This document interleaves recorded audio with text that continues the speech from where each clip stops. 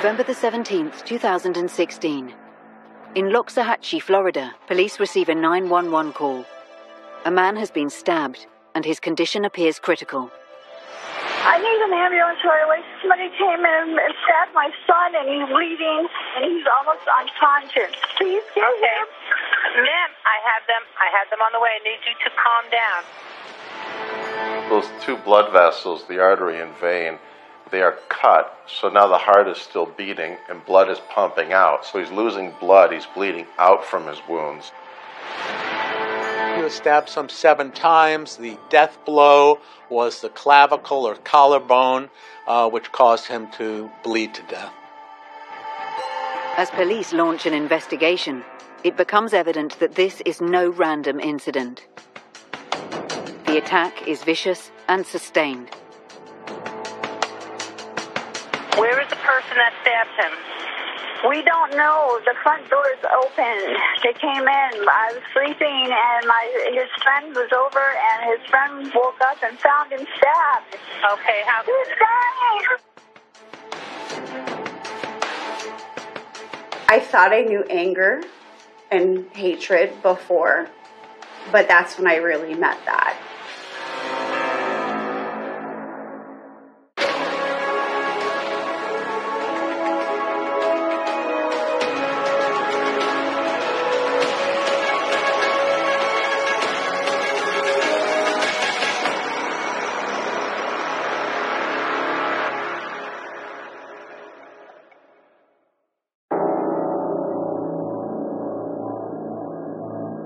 Loxahatchee is about 20 miles west of West Palm Beach. It's a rural community with many large houses on big plots of land. There's even a small safari park in the area. In general, it's a quiet area. It is rural, large lot sizes, everything is it's called the acreage, so everything is an acre to more out there. It is slowly getting more and more developed, but it is more rural than, say, downtown West Palm Beach. You've got all types of people that live out there. It really is a melting pot. Business owners, small business owners, construction business owners, but single-family residences. You have people that live out there that just want more space. So it really is a melting pot of sort of everything out there. A lot of people who enjoy nature tend to flock to Loxahatchee or the outdoors, such as hunting, but it's a rather quiet area, a little more far removed from the hustle and bustle. But all of that changes on a November night in 2016. 911, what's the location of your emergency? I need an ambulance right away. Somebody came in and stabbed my son, and he's bleeding. Oh, who came in and stabbed your son? Right now. He's bleeding. Okay. Who is it? It's my son. The call has been made by Nicole Barry. Her son James is the victim. She made the 911 call, but if you actually listen to the 911 call, you can hear everyone in the room is on the call. Essentially, she's the one who dials, but her live-in significant boyfriend, Guy Hand, is on the phone as well, speaking, and they're all just trying to give as much information, get as much information at the time. You could just hear emotions running high. There was a lot of commotion in the background. Nicola just describing to the best of her ability the sequence of events and the dire need for help. Where is he stabbed at? He's stabbed in the shoulder. Okay, how? He's dying. Please get us. Ma'am, I have help on the way. SOU on the line? Yeah. I'm still here. Knowing what's going on, I mean, what we know now, what was happening in the bedroom. So it's Nicola, Miss Barry, narrating what she's seeing and trying to listen to the 911 dispatcher to try to help her son at that point. What is that vein, guys? By his neck? His jugular vein. Okay. Do you have someone have a cloth to put pressure on? Yes, we have pressure on it right now. Please get him. It sort of became apparent throughout the call that he was dying. So You definitely hear the panic in her voice and trying to do everything she can. Is he breathing? You don't know? I need to know if he's not breathing. Hello, we need Okay. No, sir, I have them on the way. I need to know if he's unconscious, right? He's unconscious, yes. Is he breathing? No, he's not breathing. When the police arrive, they immediately seal off the house and tend to James Barry. Palm Beach County Fire and Rescue and the Palm Beach County Sheriff's Department responded to the scene. The paramedics arrived, but then the officers went in first to the home. You enter in through the front door. The bedroom was down a small hallway off to the left. And you could see the blood was on the hallway walls, and so they could see that, and they enter the room and they see James bleeding, and they see Guy trying to provide aid. At that time, Guy Hand still had James on the bed and was trying to perform CPR at that point. Then they take over, and that's when they move James to the ground. But it is too late. James Barry is already dead. James Barry suffered 7 stab wounds. 7. One fatal blow to the chest, which severed 2 arteries.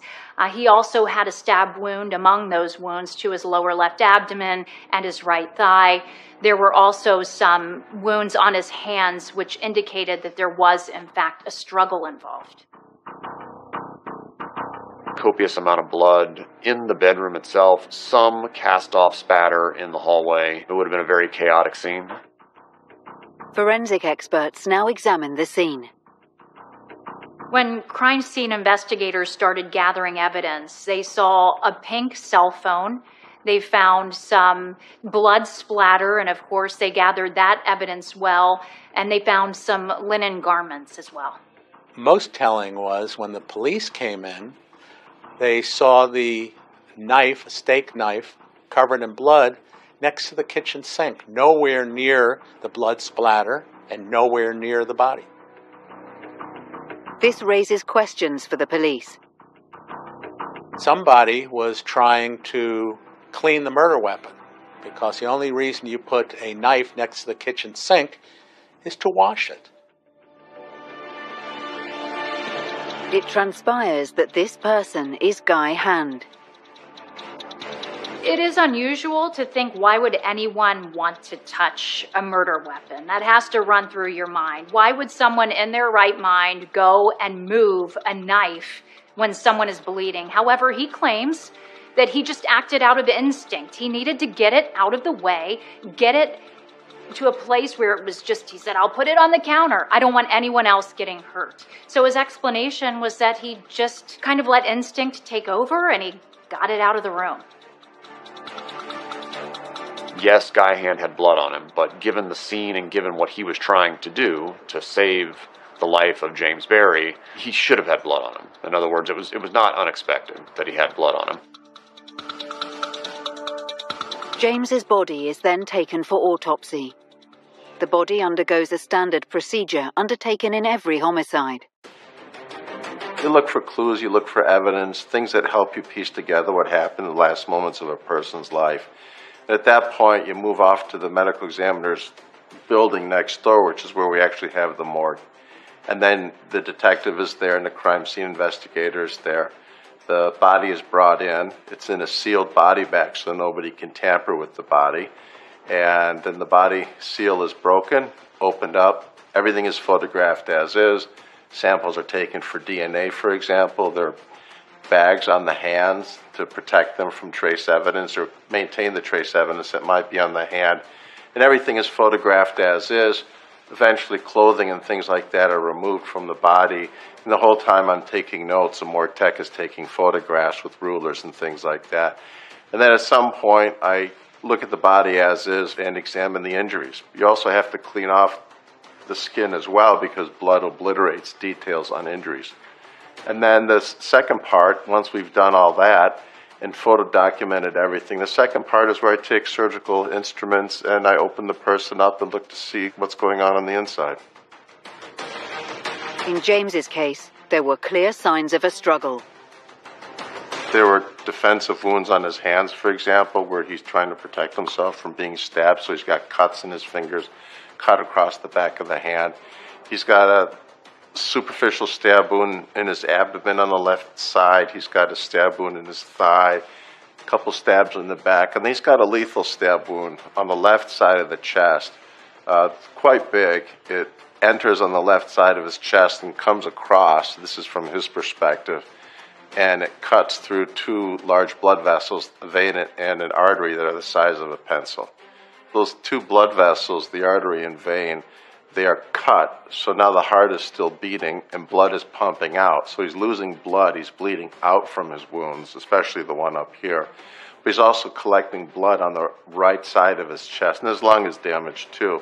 So as blood fills up on the right side of the chest, it compresses the lungs, making it harder and harder for him to breathe.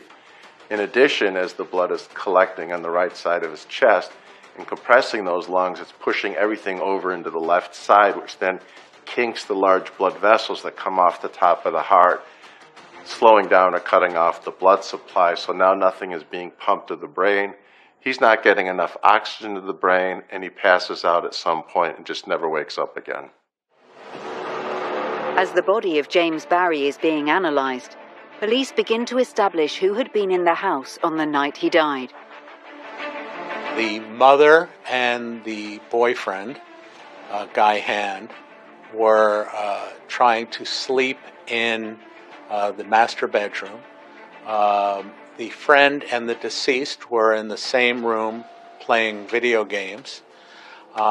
Something drew the attention of the deceased, who went out and came back bleeding and stabbed. Guy Hand said that he woke up to commotion. He saw James in the bedroom bleeding profusely, and he jumped into action. The attack on James Barry had been vicious and sustained. Detectives needed to find out who had killed him and what their motive might have been.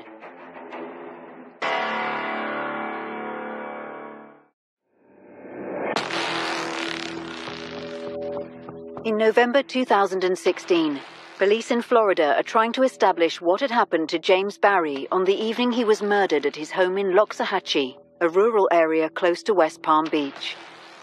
His autopsy attests to the violence of the assault on him. James Barry suffered 7 stab wounds, 7. One fatal blow to the chest, which severed 2 arteries. He also had a stab wound among those wounds to his lower left abdomen and his right thigh. There were also some wounds on his hands, which indicated that there was, in fact, a struggle involved. The attack on James had extinguished the life of a promising young man. He was honestly your perfect son, your perfect brother, your perfect friend. He was a saint. He was just a person that you had to have just met. If he was still alive, it would be nice, because he really loved just life, and he loved nature, and he loved animals, and he loved gaming. I mean, gaming was his biggest thing, but he never caused trouble. He never snuck out. He never did drugs. He never drank. He went to college. He took care of my mother when she had breast cancer. He was really a good child. During the initial interviews, James's family keep mentioning one person. Her name is Melanie Eam, and she had been James Barry's girlfriend. Jim Barry, James's dad, was convinced that Melanie was to blame. He said, "She is the one who killed my son." And there is evidence that Melanie had been on the scene that night. When police responded to the scene and they conducted their surveillance, neighbors actually saw Melanie Eam's car speeding from the neighborhood after midnight. So there were reports that she was actually in the neighborhood that evening. Their mutual love of gaming had brought them together. He met her initially through gaming, and then they had one of their first dates at the South Florida Fairgrounds, and they found out they went to the same school. She was pretty dynamic personality as far as her love for him was concerned. However, she was very quiet and calm by nature. Family members say she really didn't have that much to say. However, James's sister describes her as being quite possessive, to the point where she even wanted to take college classes with him and always needed to be with him. To me now, when I look back, like, that was a red flag. Like, it's not normal for me to hear other couples having to take the same exact course with the same exact teacher. I mean, it's just not. I don't hear it every day. But there was a rival for James's attention. I do remember that she had issues too with James's friends, and particularly there was one that she had a really big problem with. The person in question was James's best friend, Jeff Jarzabkowski. Melanie was very jealous of Jeff's relationship with James, their friendship. She did not appreciate, and she was jealous of circumstances when James would hang out and take time away from her spending with Jeff. So at the time of the incident, they would not socialize, the three of them, James, Melanie, and Jeff together. James and Jeff had been friends since childhood. They both lived under the same roof with James's mother. Jeff, who was James's best friend, let investigators know that he had learned about an hour before the murder that James was, in fact, going to call off this relationship with Melanie E.M. It was a tumultuous relationship, an on-off-again relationship, and at this point, James told Jeff that he was ready to call it quits on this relationship. This was about an hour before the murder happened. Jeff shared that with investigators. As detectives start to gather more information, they discover that it wasn't the first time James had been looking to end the relationship. He had tried to break up with her before, and she would get jealous or angry or frustrated or just in denial about the fact that he was going to break up. Melanie felt that Jeff encouraged James to break up with her. So in response, at the time, Jeff had a very expensive fish tank with fish in it. And at that time, Melanie poured bleach into the fish tank, killing the fish as well as destroying Jeff's property.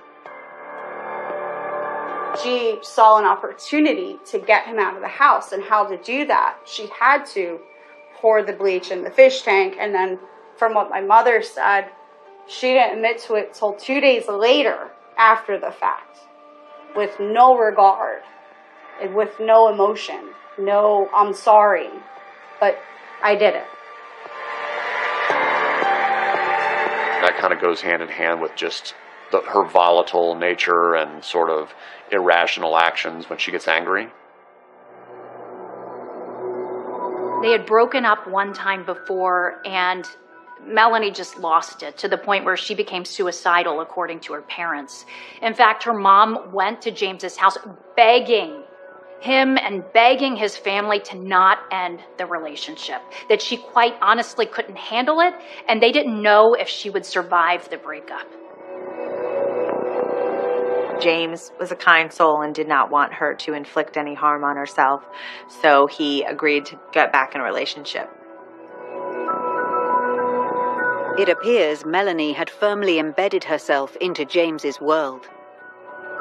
Melanie Eam really enjoyed the nicer lifestyle that being with James's family afforded her. She could go on family vacations. When she was with the family, she enjoyed time in their home. She would even use their kitchen. She would bake.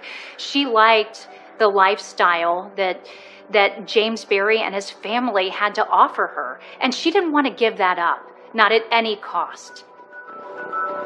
The evidence was that she really wanted to be a part of that family. And if you look at the situation that James had, I mean, he was in a very loving household. He had a great friend. He had transportation, both parents, a mother and a stepfather that cared very deeply for him, and really spoke to Melanie Eam not being a part of that anymore. So not only was it just James, I mean, she obviously wanted to be with James, but it was not being part of the family. And so I think that hurt her very, very deeply. And that's what I think she held on to. And I think she also saw Jeff as a little bit of a threat to that. Anybody that was with James when she wasn't with James, I think was a threat to that. If you look at the photographs of the two of them, just the still photographs, you'd look at it and go, look, they look like such a cute couple. And I think she feared losing all of that to a breakup. Police now begin to look at a specific piece of evidence taken from the crime scene. She left a piece of evidence behind at the home that was of paramount importance, and that would have been her cell phone that we ultimately did a cell phone extraction from. And that was a key piece of evidence that really implicated her as a person that we should be looking at. On the night of November the 16th, James decides to end his relationship with Melanie. He had told my father that night that he broke up with Melanie, and one of the last messages that he wrote is, "It's going to hurt a lot."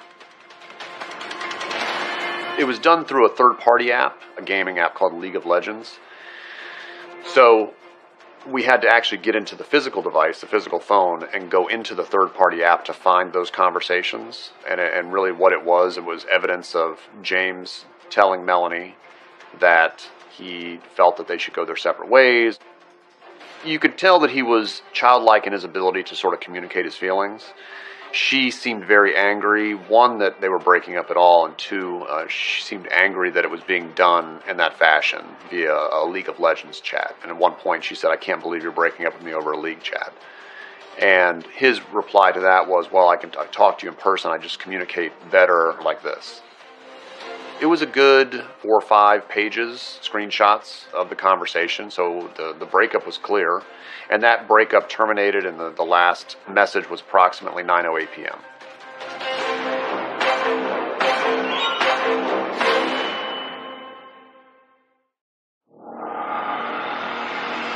It's November 2016. Following a relationship breakup via text message between Melanie Eam and James Barry, Melanie travels to James's house to confront him. She went to the house. There was no sign of a break-in. One of the things that we certainly looked for was there any windows broken, doors jimmied, anything like that. And it would seem to indicate that she went there most likely to speak to James about the breakup, that she was let in voluntarily, and that then an argument ensued, and ultimately she acted out of spite, out of ill will, unhappy with the response that she got, and she reacted. She came over to the home, and he continued to have his position that this relationship would not last and that he was breaking up with her. And I think she picked up a knife and decided that if he wasn't going to be with her, she was going to kill him. And that's what she did. I think she was angry and frustrated and stabbed him and stabbed him and stabbed him.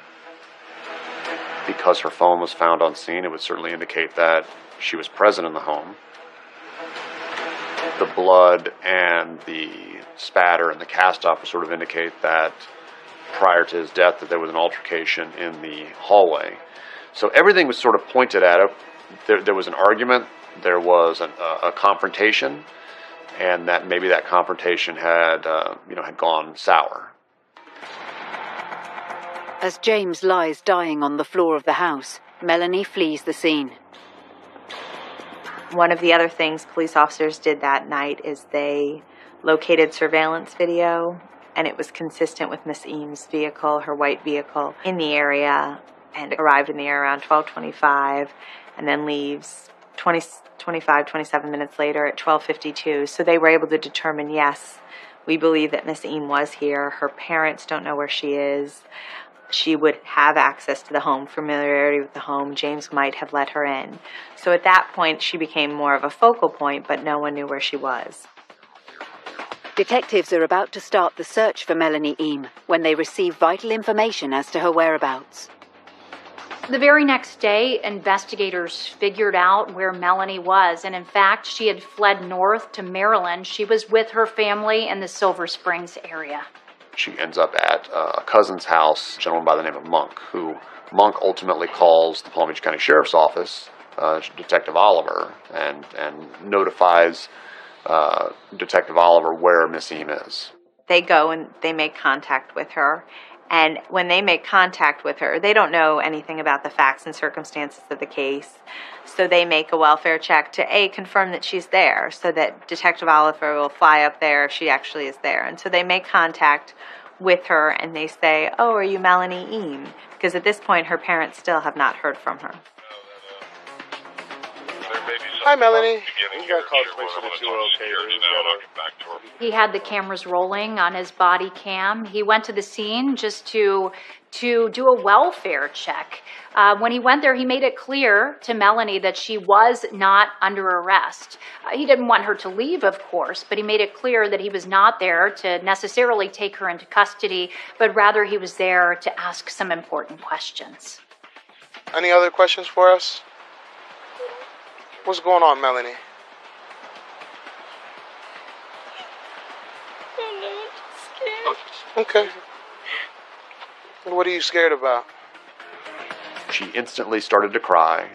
There was a showing of maybe instant remorse or sadness, or however you want to interpret it, but she started to cry. She was very emotional, and then, but the officers were not there to interrogate her. The two officers that were on the body cams, we're just here to make sure you're okay, you're not going to hurt yourself, because it was obviously she knew what she had done. Without any prompting or without any interrogation, she said, when should I come in for the questioning? Which would indicate that, one, she knows exactly why they're there and knows that she's going to be questioned about this. I'm just wondering, when should I go in for the questioning? I don't know anything about that. Yeah, we haven't been told anything. Like I said, they just wanted us to talk to you about, make sure physically and emotionally you were fine is all. She knows she's guilty, and it's expressed with how she asks. 400, I'm direct. I'm going to head that way till I hear further. Okay, all right. Thank you. Okay. Hold on, we just made a check. So we'll come back and knock on your door, Monk. She was like a small young lady, a very nice small young lady. It was almost difficult to look at her and go, wow, you really did this. Within 24 hours, West Palm Beach Sheriff's investigators have Detective Sean Oliver on the scene. Detective Oliver with the Sheriff's Office immediately flies up to Maryland the day after the homicide, immediately after he's notified, and he makes contact with the police agency there. At first, they conduct some surveillance to see if she's actually at the home, see if they see anyone come out. They locate the vehicle that Miss Eam had. And immediately as he gets there, she has not left the home. She's still at the home. The car is still at the home. So he walks up and he makes contact with her, introduces himself, and speaks with her. You need your side of the story because we have other sides of the story. Do you understand? Basically, everything shows that you just drove over there with the intention of killing James, which is really bad. But if it's something like heat of the moment, passion, you were trying to defend yourself, this is your opportunity, because you're not going to get another opportunity. Would I be provided with the lawyer before I say anything? Are you going to be? We're not going to provide you with one. You're just going to come to the station and talk to me. We're just going to talk to you. We're going to bring you right back. You're not under arrest. Detectives, they were asking questions, and Melanie was obviously distraught. She kept saying, he broke up with me, I didn't mean to do it. So it turned out to be a confession. Did you go over there with the intention of hurting James? No, sir. Okay, so it just happened, I'm assuming, is that right? You didn't do it on purpose. You didn't go over there armed with that knife, because I know that knife was there when you got there. You didn't take it with you, right? No. When asked how many times she stabbed him, she said she didn't know. She didn't keep count. I'm not like that. I'm looking at you right now. I'm with you. I've never been violent. I've never done anything violent before. What was said in that statement, took her out of just being an observer to the actual perpetrator who killed James. She was not arrested that night. She was allowed to stay in her home. At any point in time during the interview, she could have ended it. She could have asked him to leave. She could have stopped speaking to them. But instead, she participated in the interview and even got her clothing from downstairs in the basement. However, the police seize Melanie's car. Not only could it be a mode of transportation for her to get away, it is also something that could be evidence. The car was at the scene. It could be compared to the surveillance video and attributed in that way. It could also have blood in it. It could have evidence, additional evidence that could assist in the case. Melanie Eam is extradited out of the state of Maryland and back to Palm Beach. Detective Oliver, after he had the conversation with Melanie and he left, he then worked on, based on the information he'd already learned and then the information from Melanie's statement, he generated a probable cause affidavit and he got a warrant for her arrest. And he had that executed the next day in Maryland. When police were taking Melanie back to Florida, she showed very little emotion. Really no emotion to speak of. She remained in custody until the time of her trial. Now she will face trial for the murder of her ex-boyfriend.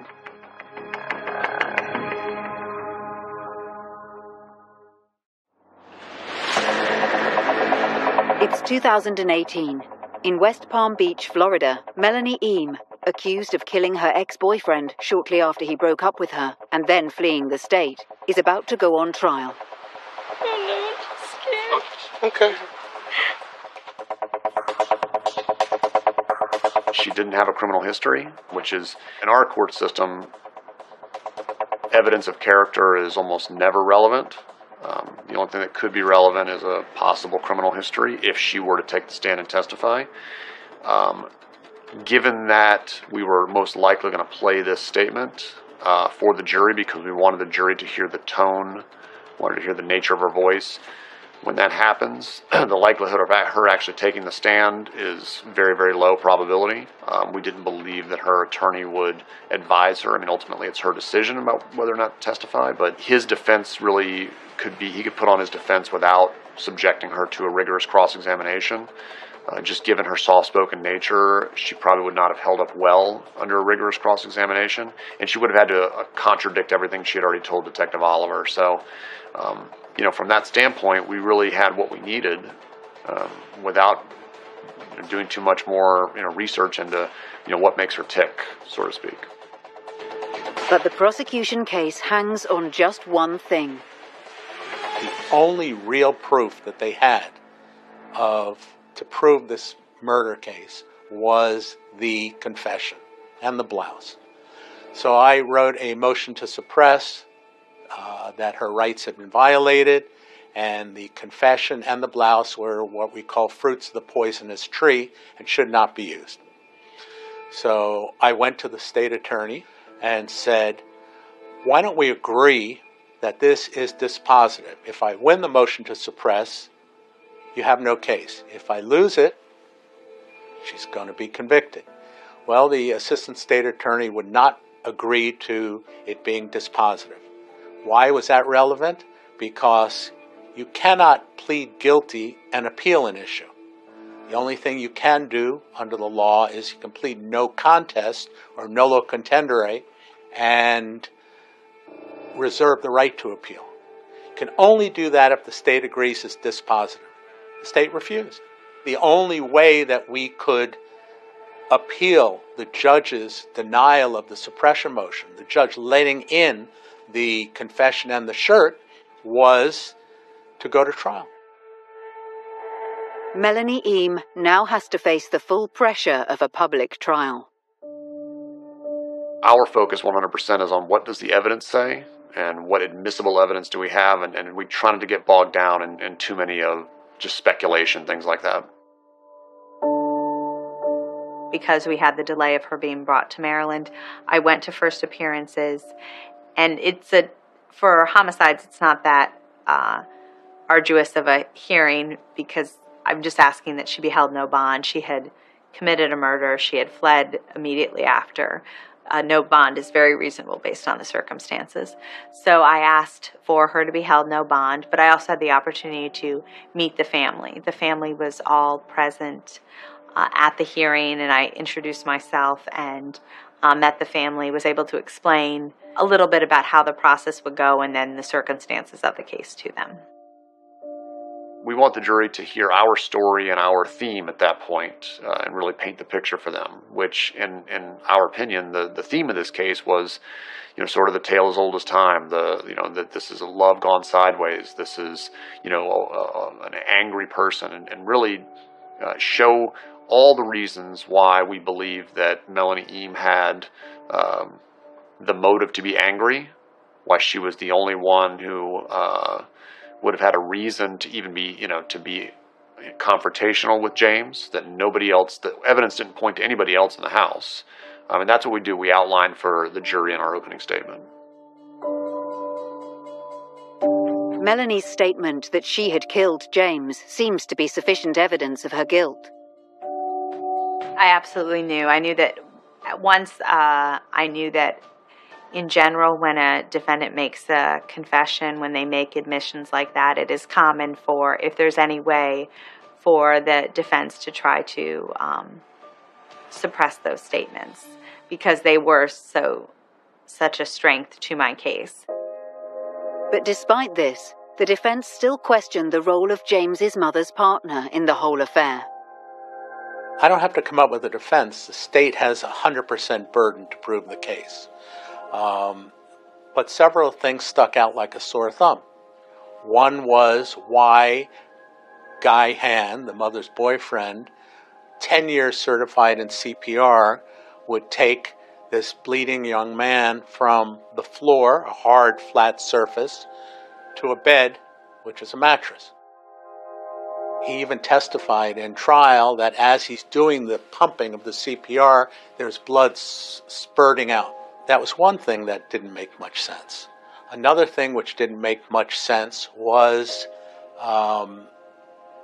that Guy Hand, upon questioning, admitted to picking up the murder weapon, the steak knife, he was a butcher, the steak knife, and taking it to the kitchen sink.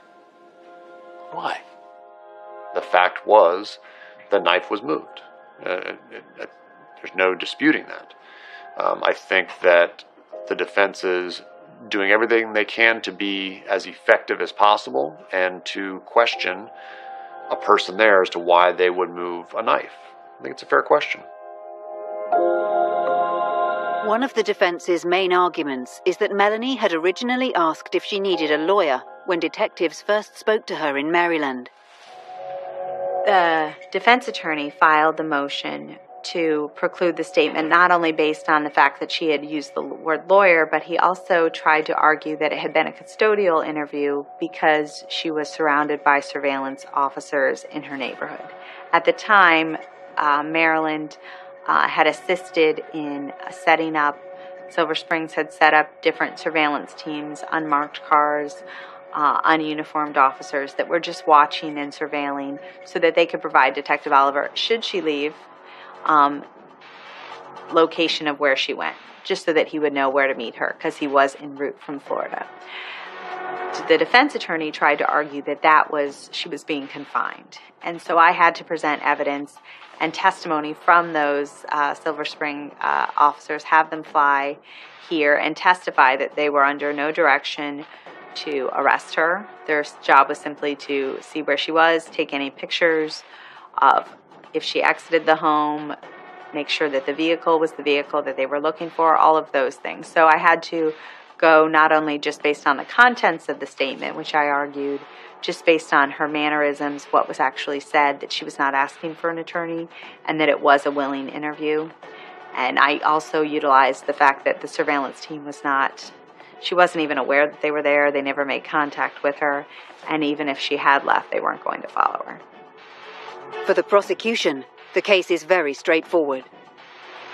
The fact of the matter is that Melanie Eam had gone through a breakup. We have actual physical evidence of that.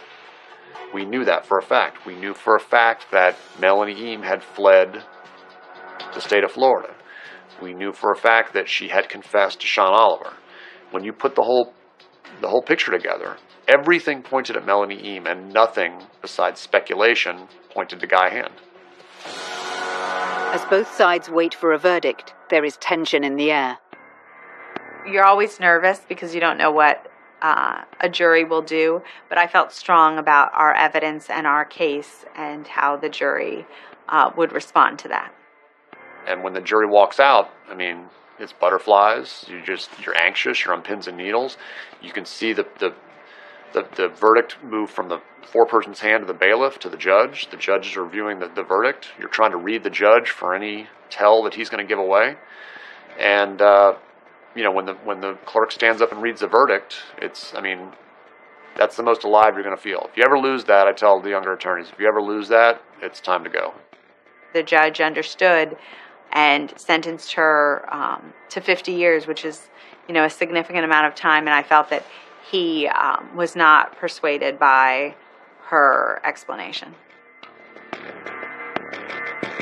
Melanie Eam gets to spend a significant amount of the rest of her life behind bars. But does her sentencing and incarceration bring closure for anyone? Her parents actually came up to my father, my mother, and I, and my grandma. And this is rare. This doesn't happen all the time. But they apologized for what happened. And they told us that they loved my brother and that they're so sorry. And the father wasn't there a lot growing up with her. He felt the need to tell us that he was always working and whatever. And there's a little bit of a language barrier too, but it was brief. But I will say that moment of hearing that from her family, it helped me a little bit just to kind of move on kind of thing, It was a powerful moment in our life with this horrific thing. It's a life sentence for us. It is. But I would like, if it's genuine, it would be more healing to me to see her want to improve herself and to make amends and to own what she did. To me, that's more of a healing part of this horrific thing that has happened in our life, It's too soon for me to know.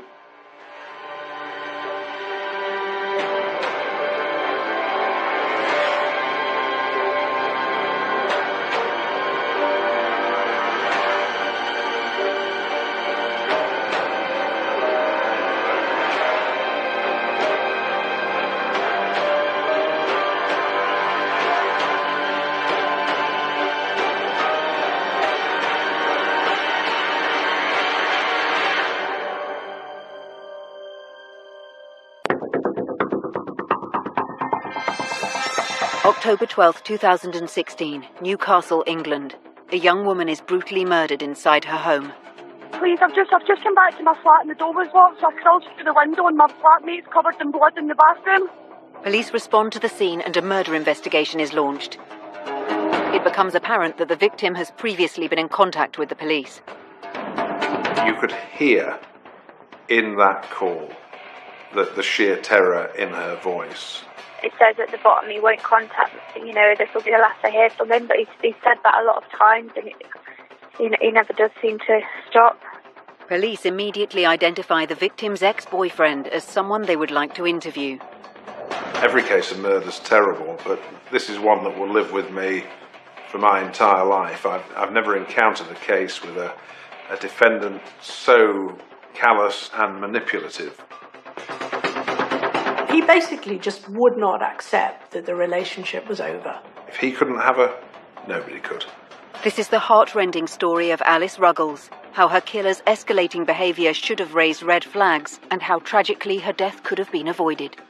I don't think I've ever encountered a case when there were so many missed opportunities to stop him killing Alice and for Alice to be protected. This is the worst stalking case that I have come across. There's this horrible pause where it dawns on her that he's not going to be arrested.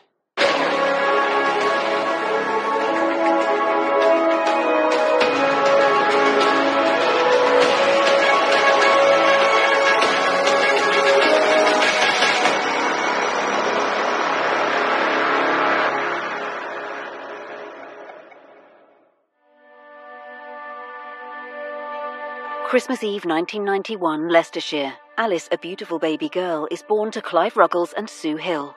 We live in a small village in Leicestershire. It's called Langton. There's only about 150 people live here. We've lived here since all our children were born. We were a close-knit family. We had 4 children, and Alice was the third of our 4 children. Alice was bubbly, cheerful. She wanted to be everybody's friend, and when she was a young teenager, she was the person everybody wanted to be friends with, and so she'd walk in the room and she just attracted people, and she just was very, very happy.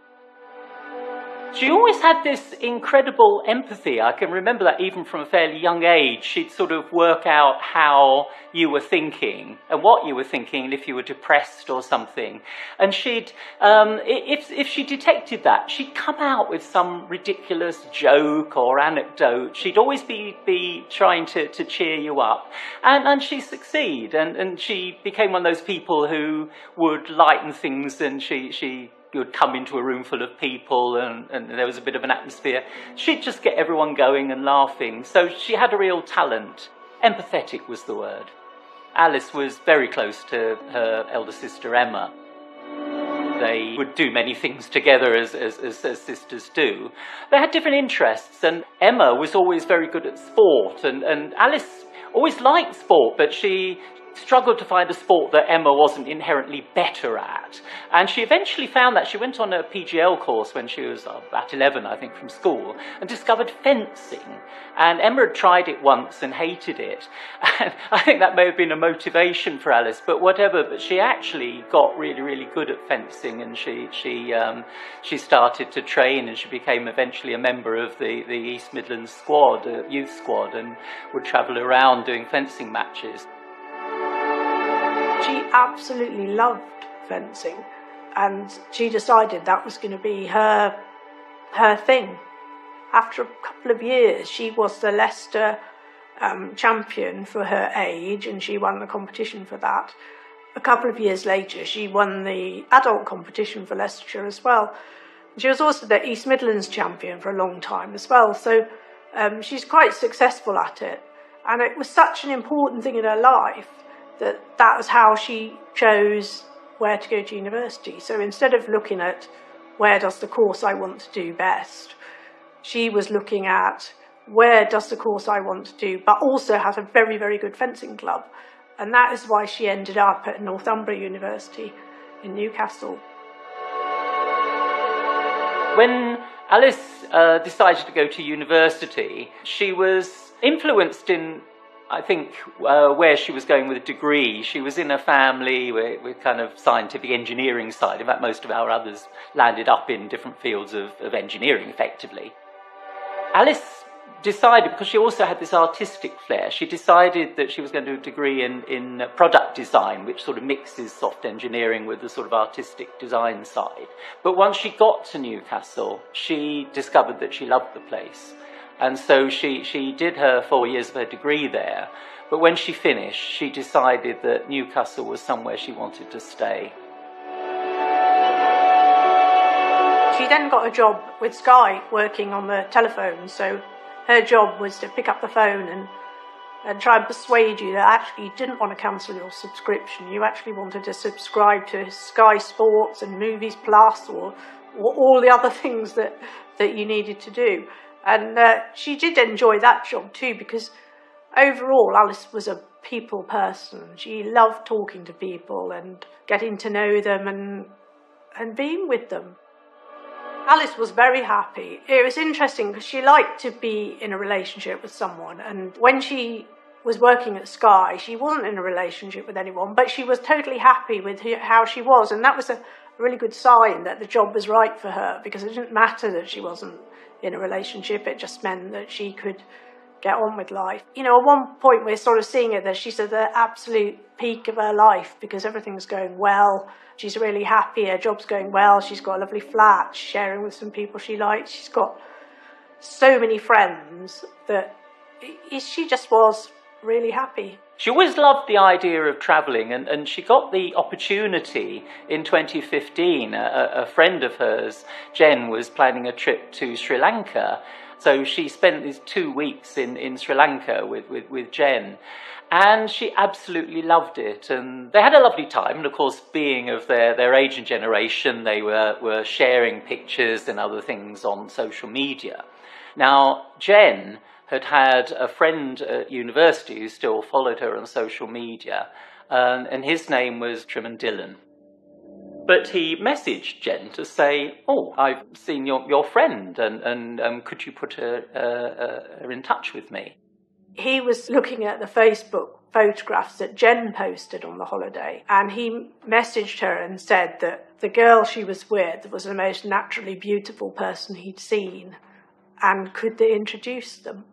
And at the time, Dylan was a serving soldier, and he was actually in Afghanistan on a non-combat role.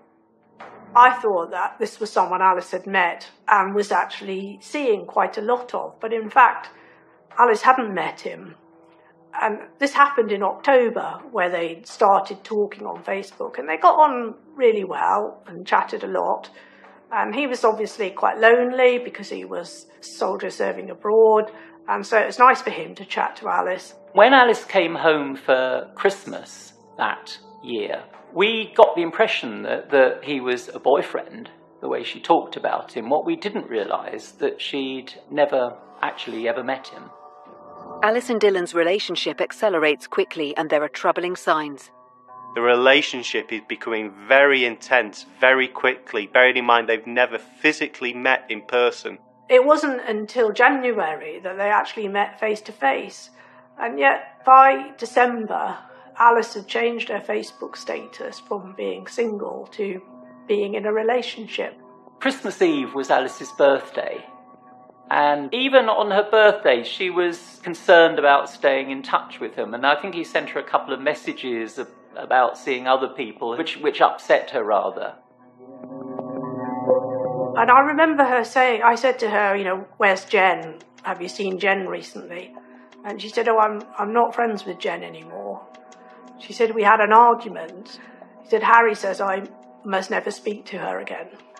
And that rang a massive alarm bell for me, that, you know, that's not right at all, that someone should tell you who you can be friends with.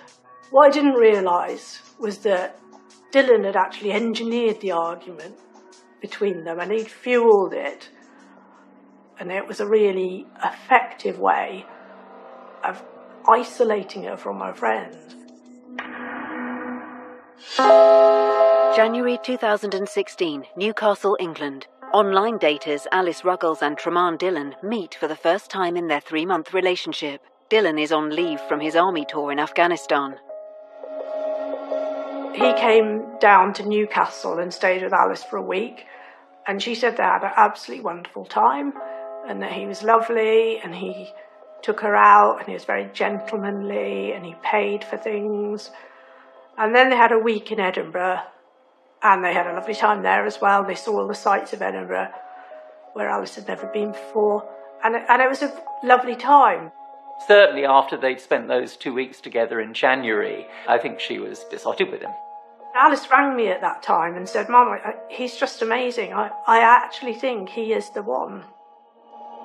When Dylan finishes his tour in Afghanistan a few months later, Alice brings him to meet her parents.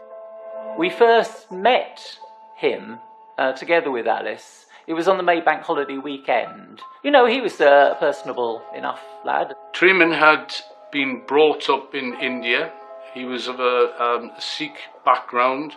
He was an only child. He talked about there being servants to the family, so they're obviously reasonably affluent. But he also talked about how spoiled he was, And he did say, I always get my own way. I always get whatever I want. He was obviously quite westernised because his Indian accent was barely present. And I was actually quite surprised to discover he actually was Indian because he just sounded like he'd lived in Britain all his life. He was at university, I think, in India, then finished 2 years of his university education in the UK, in Edinburgh. He joined up with the British Army because that was the only way that he could stay in Britain. This clean-cut image, this is somebody who's got a responsible job. He's ticking all the boxes in terms of his career, notwithstanding his occupation and his background, you know, in terms of how he is with Alice, the positive comments, the praise. This is a good, decent person. I remember when he left the house that we both said to each other, what do you think then?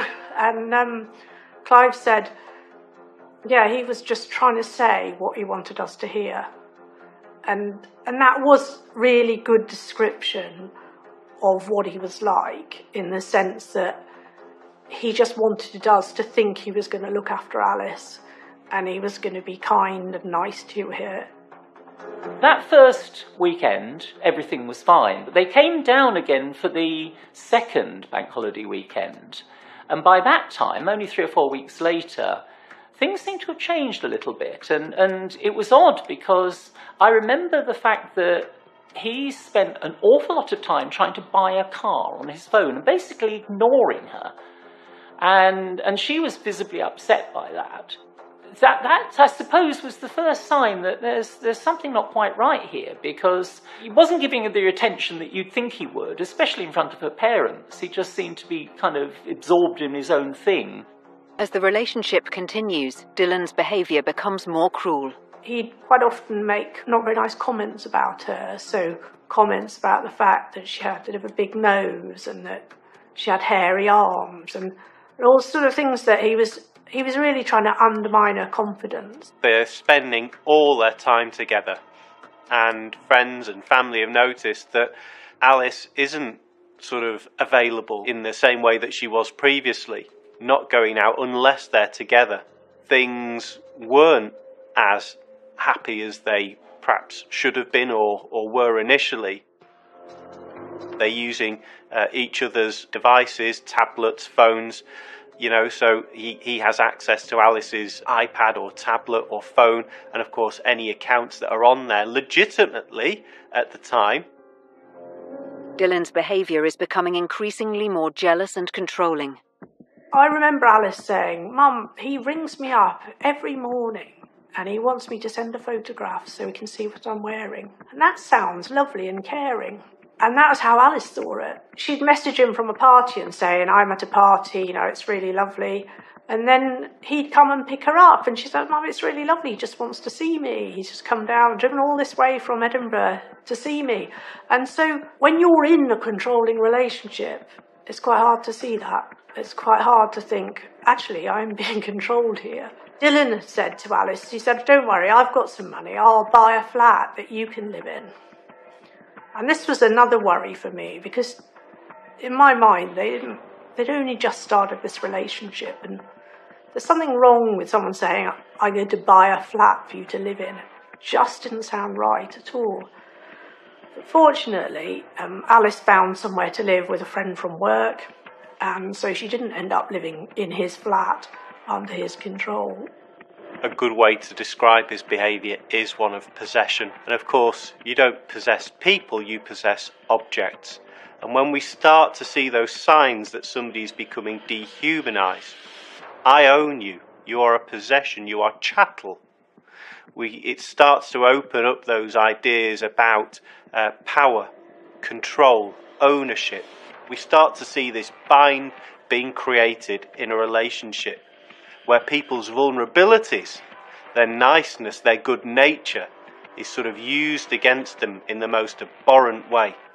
And we start to see those signs, changes in Alice's behaviour, arguing with her friends, falling out, losing weight, not being this happy person that she previously was. Something is going wrong here. It's difficult as our family, because when we look at Alice, we don't see someone who's controlled. We see a really strong, independent, lovely, bubbly person. How can that person have been controlled? And it's really hard to accept that that might have happened to her. It's hard to conceive how affected someone must feel in that situation. I mean, every moment of your life, in every different way, this other person either knows where you are, who you're with, or they might know. I mean, this is now controlling your entire life, and that's how it was for Alice. 24-year-old Alice Ruggles is in a relationship with Tremaine Dillon. The couple visit Alice's family in Cornwall, and Alice reveals that Dillon has been keeping secrets. The family have a history, long-standing tradition of going on holiday, I think, to Cornwall. Alice had decided she'd had enough of him before that holiday started.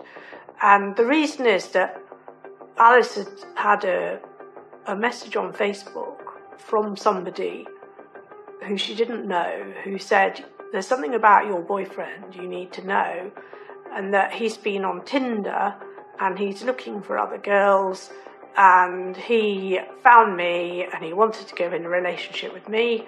So I looked at his Facebook and I found that he was in a relationship with you, and you need to know that that's what he's doing. She had found out that he was speaking to other girls using dating apps and Facebook because somebody contacted Alice. By the way, I've seen that you're in a relationship with this person, and FYI, he's been contacting me. And Alice tackled him about it, and he first of all denied it completely, and then he said, oh, somebody else had set up a fake account. His story had changed again, and he knew exactly who it was, and he'd done it because he didn't like Alice and he wanted to cause a rift between him and Alice. And I remember Alice saying, I don't think he actually knows what the truth is, Mum. I don't think he even knows what the concept of truth is. He just says whatever he thinks you want to hear at that point. Alice did end the relationship. That was the line that was crossed, if you like. But this wasn't a clean, amicable break. This was anything but. He basically just would not accept that the relationship was over. He basically messaged her all the time. So her phone would be buzzing and then buzzing again and then buzzing again. It was relentless. It was constant. Dillon at this point has been rejected. And to somebody like him, a narcissist, rejection is hugely insulting.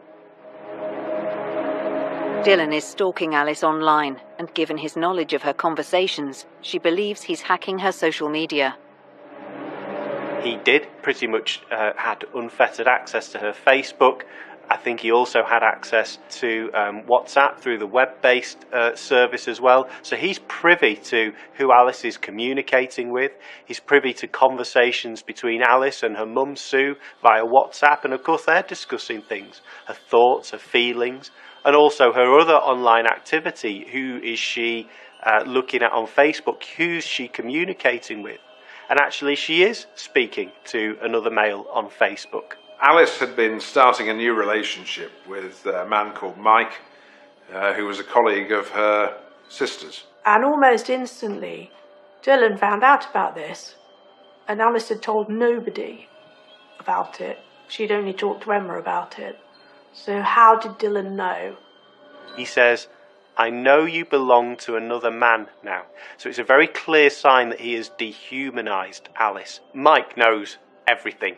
Alice, has explained the situation, and when Dillon contacts him saying that Alice is cheating on him, it tells you something very clear about what he thinks. This is far from over. Alice's new relationship is another trigger, and Dillon's behaviour escalates again. It was Emma, more than any of us, who began to think of this as stalking. We didn't know about the level of danger that was involved in this. We, like Alice, assumed that at some point he would just give up and move on and go away. As soon as the control within the relationship is broken because the relationship is ended, then the perpetrator needs to exert that control in other ways. It's a trigger that actually makes the need for control worse. And of course then the stalking is an attempt to regain that control. Alice has never been in a situation like this before. She tries to be reasonable. She tries to be nice, to let somebody down gently, to appease them. But that isn't working. Dylan had in his possession intimate photographs of Alice and used these as a way to threaten her. This is to coerce her, to blackmail her, if you like, back into a relationship. If you don't get back with me, I will publish these images. All your friends and family will see the type of person you are. Now, for Alice, who's got loads of friends on social media, for private images like that to be published would have been devastating. Dylan's sinister behaviour continues when he deliberately scares Alice when she is home alone. On the 30th of September, Alice is having a night in. She's not going out with her friends. She gets a weird phone call from him telling her that he's in the garden. And Alice said, "What, my garden?" And he said, no, some gardens in Edinburgh that they'd visited. And Alice thought that was really strange. And then a little bit later, the doorbell rang. And when she went to look, there was nobody there. And that kept happening. And she was really, really unnerved at this point. And she's been quite anxious about locking the flat, making sure all the windows are shut for quite a long time because of the way he's been behaving. Eventually, she goes to bed, and when she goes to bed, she hears this knocking on the window. And so she opens the curtains, and he's standing there having put some flowers and chocolates on the windowsill, and he's stepping back from the window. During that journey home, he leaves a message for Alice, which is to her phone, a voicemail, in which he says he just wants to prove to her that he won't harm her, and he repeats about 5 times an assertion that he doesn't want to kill Alice. They were very strange messages, in fact, because she'd never been saying to him, to his face, "I think you're going to kill me or hurt me." So why did he keep saying this to her? And actually, the way we advanced that as a theory was that he was basically saying to her, "These are the things I am going to do to you." You know, he was expressing there what he was thinking, that he was going to hurt her, that he was going to kill her, and that he knew that she would be frightened of that. Petrified, Alice phones the police and explains what's been happening. Evening, Northumbria Police. How can I help you? Hi there. I just need a bit of advice, really, more than anything. So I split up with my boyfriend about 3 months ago. Since then, I know that he's hacked into my Facebook and also my phone. He's been sending me a lot of messages, even though I've asked him not to contact me. And then tonight, I had a knock at my door. And, he'd sent me a message saying, "I've been in the garden since 5. I had a knock at my door. And then when I went and looked, I've got like a little, the thing that you can look through. And there was no one there. And then it happened again 2 or 3 times. And then he's come round the back, knocked on my bedroom window at the back of my flat, it's the ground floor flat. He's been outside and he's left some flowers and chocolates on the outside windowsill, and he walked off. He's not done anything, but I'm concerned. I've been putting off, my friends have been telling me to call the police. I've been putting it off, but I just feel a bit shaken up tonight. It can be classed as harassment. That is fundamentally wrong. At that first opportunity, which may be the only opportunity for us, the police, to get this right, we potentially have set that case on a course towards catastrophe. For the director of the police now, and we can issue them with a PIN notice, which means if he ever comes near you again or contacts you again, he'll be arrested. We'll see if we can make an appointment to come and see you. Yeah. In the morning. Yeah. We'll get Thank you. So the idea is that we'll come and speak to you, Alice, and we'll go and give him this official document that if he breaches this document, if he breaches, if he contacts you further, then he will be arrested. It sounds really sort of attractive. What it actually does is create this false sense of security. After this, Alice is reassured. She's been told that if the PIN notice is taken out, if he contacts her again, he'll be arrested, and she believes this.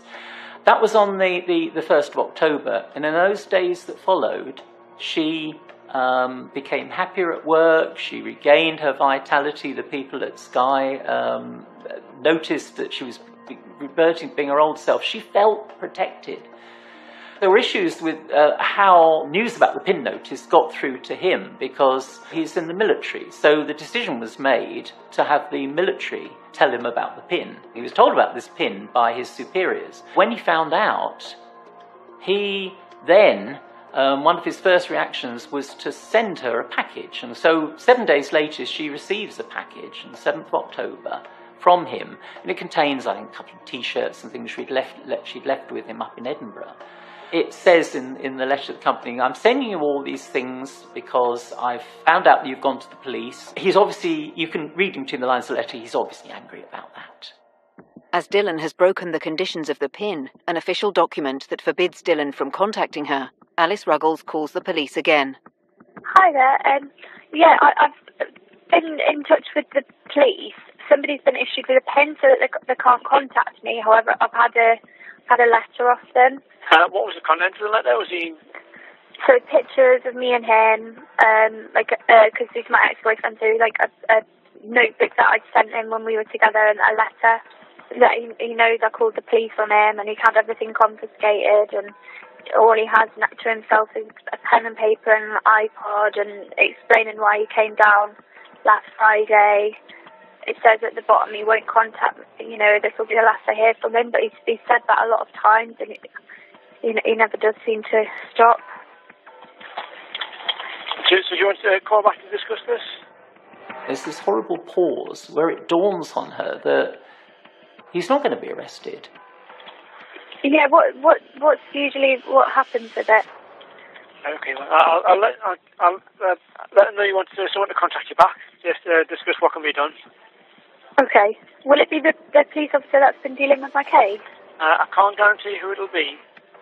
I'll let them know you've got your PIN notice there, so it's going into a breach of it. Is there best time to phone you back? Any time really will be fine. All right, thank you. Yeah, thanks, bye. Thanks, bye. And we don't have a phone call of the callback she eventually received because it was them then calling her. And it was a lady now on the phone, basically at some point said to her, well, what do you expect us to do about it? Arrest him? At that point, it's almost you hear the moment when she suddenly realised she's not being protected. By this stage, Alice is truly frightened of Dylan. Colleagues from Sky are bringing her home every evening to the front door in their cars. Maxine, her flatmate, is with her as much as she can, but obviously there's times when she can't be there. A few days later, on October 12, 2016, Maxine, Alice's flatmate, returns home. Please, I've just come back to my flat and the door was locked, so I crawled through the window and my flatmate's covered in blood in the bathroom, and she's lying covered in blood. She's blue. She's only 23. I mean, knew this was coming. Her ex is an absolute psychopath. She put in a complaint in about her ex, and she phoned 101 at the weekend to report that he's trying to get in contact and says we're going to do nothing. Now this has happened. Police teams are dispatched to Alice's home, and detectives are immediately tasked with trying to locate ex-boyfriend Tremont Dylan. By the time we got the horrible call at the door at 2 o'clock the next morning, they'd already arrested him. October 12, 2016, Northumbria police have located Tremont Dylan at his barracks in Edinburgh and are arresting him on suspicion of the murder of his ex-girlfriend Alice Ruggles earlier that evening. So police had gone into his barracks. They caught him climbing out, attempting to climb out over the wall rather than signing out. We assume this was to go and establish his alibi. They wore body-worn footage. That body-worn footage showed that he had scratch marks on his face and on his chest, and that those were fresh and recent scratch marks. The footage revealed the police recovering his clothing outer and under clothing, one item at a time, making sure that it wasn't contaminated. While Dylan is being held in Newcastle, police are busy gathering CCTV evidence and other forensic evidence in hope of linking him to the murder. We knew that when the police had gone into the flat, they hadn't been able to find Alice's phone. And that meant that somebody had taken it, because we had seen her on her phone when she arrived back at the flat that afternoon. Remarkably, they actually have film of Alice arriving home that day, and it transpires that if someone has a cam on their car, then even when they stop the car and turn the engine off, that continues to function for a minute or two. And so it seems that a neighbour's car was parked, and during that minute or two, after the person had left their car, Alice was dropped at home. And so that we actually have a timed video of her arriving for the last time in her flat. She'd been in contact with her boyfriend using that phone, so somebody had taken it. And the evidence was that the phone was being used, that is, it was connecting with masts, consistent with it travelling north back to Scotland with Tremaine Dillon. And then it stopped being used altogether. But it stopped being used altogether after Alice was dead, after her body had been discovered. So we knew that that phone was with Tremaine Dillon. And that was a really important piece of evidence, because if he was telling the truth, and that he had been caught up in this tragic accident in which Alice had died, why was he stealing her phone? Why was he taking it with him back to Scotland? And why was he trying to use it? What it revealed was that he was still obsessed with who she'd been contacting, who she'd been messaging, and he was wanting to go through her phone and interrogate it. They picked up on various CCTV cameras that are around the place, pictures of his car coming into Newcastle, driving up her road, and that's how they know that he'd arrived there and was waiting for her. The evidence soon became clear once they'd got all this from the CCTV. Without a doubt that he'd been there, he'd driven to her road, and later after it happened, he'd driven out of Newcastle. And with the pinging of her phone on the way out of Newcastle, it's absolutely irrefutable. Dylan initially lies about his whereabouts and concocts multiple stories about where he was. His first attempt was to say that he'd been shopping. He's then confronted with telephone evidence that shows that he was in Newcastle. So he then constructed his second account, was to say that he had been to the house, he had seen Alice, but that she had come outside and that she had shouted at him, called him a creep and scratched his face, and that he'd left. So in that second version, he said he'd left her alive and well, without any injury, and had driven back to Scotland. It was only then, when he was confronted with the fact that her blood was in his car, on his Help for Heroes bracelet, and on his clothing, that he came up with his third version of events, which was to say that Alice had accidentally killed herself with a knife in the bathroom of her home. Dylan is formally charged with Alice's murder. From the evidence collected, investigators can now tell how the last terrifying moments of Alice's life played out. Alice is in the living room, happily WhatsApping with Mike, in fact, because they were due to meet in 2 days. Mike was coming over, and Mike's they're exchanging all this stuff about what they're going to do and all the rest of it. And then suddenly Alice's messages stop. He came in through the rear yard of the property and climbed in through a window. The disturbance in the bedroom suggests that Alice had seen him there, and there had been some sort of struggle in the bedroom. And the way the flat was configured, she had run for the bathroom, which of course is the only room in the flat that had a lockable door. It was at the back of the flat. So it was a place of safety, but it was unfortunately a dead end. She got into the bathroom, and there was a footprint mark on the outside of the bathroom door and some damage to the lock. And what all that suggested was that she'd got herself into the bathroom. She'd tried to lock the door while she was being pursued by Dylan, but that he had kicked the door open, forcing the lock, and then he had attacked her inside the bathroom. Dylan had knelt on her back, pulled back her hair and slit her throat, and had been drawn so deeply and with such force across her neck that in fact her spinal cord at the back of the neck had been notched by the knife. Dylan's trial starts in April 2017. In preparation, investigators have found more digital evidence and also ex-partners of Dylan's that tell a story of jealous behaviour, control and stalking. They all spoke of a similar pattern of behaviour, that he would form a relationship very quickly, that there would be a great intensity to that relationship, but that he would become controlling during the relationship, and that he could not cope with rejection. He already had a legal framework in place to control and regulate his behaviour towards an ex-partner. On the 10th of October, unbeknown to anyone at the time, he drove all the way down from his barracks, 120 miles down to Newcastle, 2-hour journey, and went after dark to her back window and photographed those windows in her flat, and then drove all the way back to Newcastle, 5-hour round journey. I think that Harry Dillon thought that he would take his chances, that there was a chance that a jury might believe his story, that there was a chance he might be able to charm them, and so that's what he set out to do. And so we presented a very clear and compelling case. We demonstrated all of the false accounts that he'd given, and we demonstrated to the jury just how controlling and manipulative he was. But he gave evidence over the course of 5 days. He was giving evidence.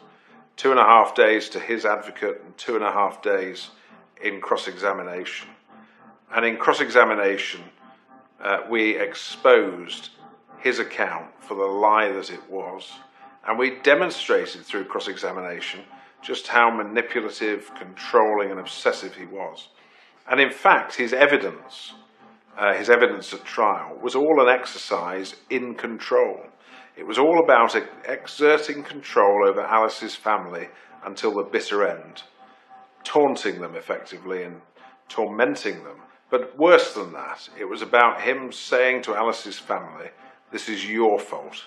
If you hadn't interfered in our relationship, she would still be alive." He actually said to Alice's father at one point, "You couldn't be there to protect your daughter." It takes the jury less than 2 hours to return a verdict. The jury retired shortly before the lunch adjournment, and then they came back early in the afternoon and unanimously convicted Harry Dillon. His reaction to being convicted was one of a complete lack of emotion, but that's what he displayed throughout.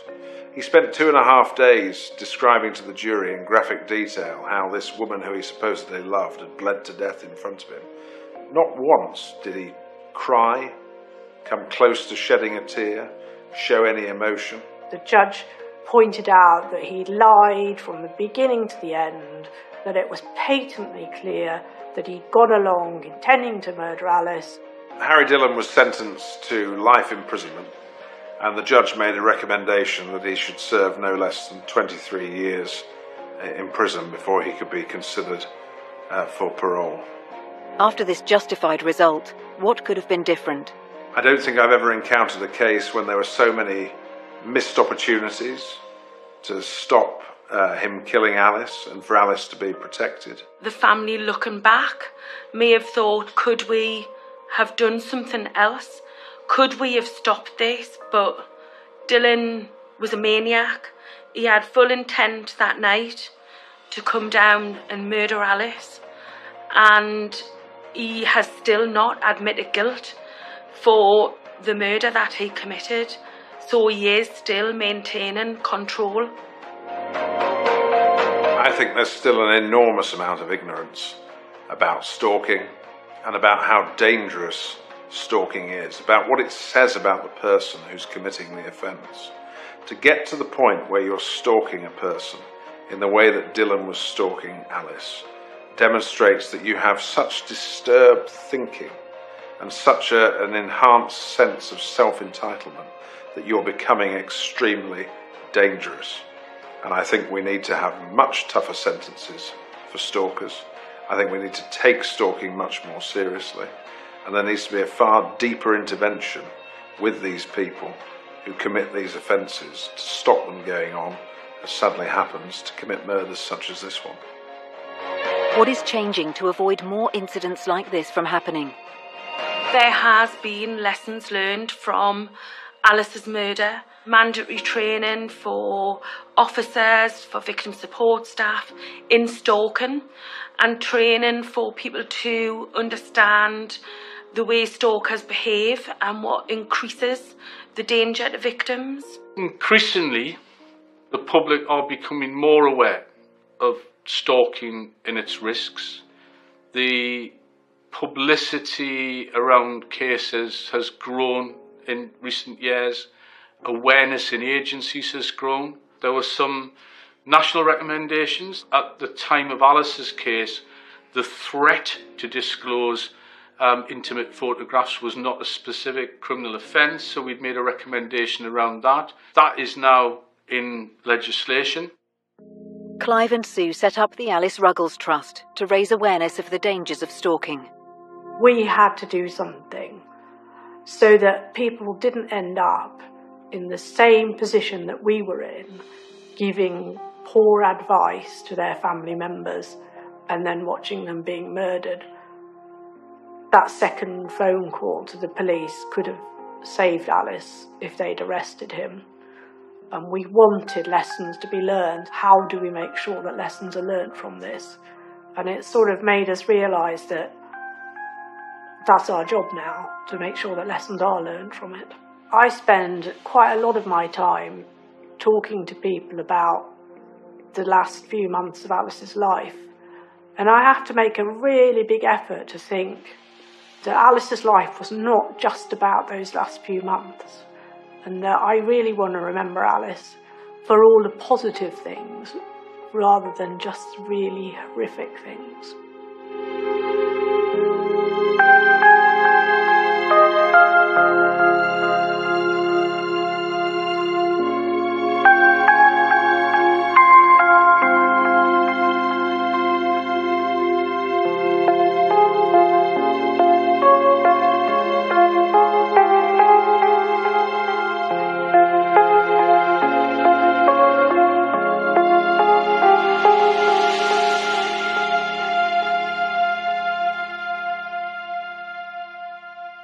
September 2015, Dallas, Texas. Police are called to a garage in a high-end apartment complex. A body has been found. It was almost like an execution-style murder. I mean, she had no warning that this was coming. The bullet entered in the back of her skull and actually came out underneath her chin area. But the profile of the victim and the manner of death lead investigators to believe that this is more than a random shooting. I felt like there was more to the story. There was no random circumstance that caused this murder, that they were there for a specific reason and they were waiting on our victim. What detectives soon uncover is a complex conspiracy. Just the lengths that someone would go to try to get back with an ex-boyfriend. I don't think she even thought about covering her tracks. It was all about getting this done. This focus of, I need to get Kendra Hatcher out of the way so I can get Ricky back. Unfortunately, there are people in this world who would kill another human being and not give it a second thought. This is the story of the tragic murder of Kendra Hatcher, the detailed and methodical search for her killer, and a motive which police soon learn was triggered by jealousy and rage.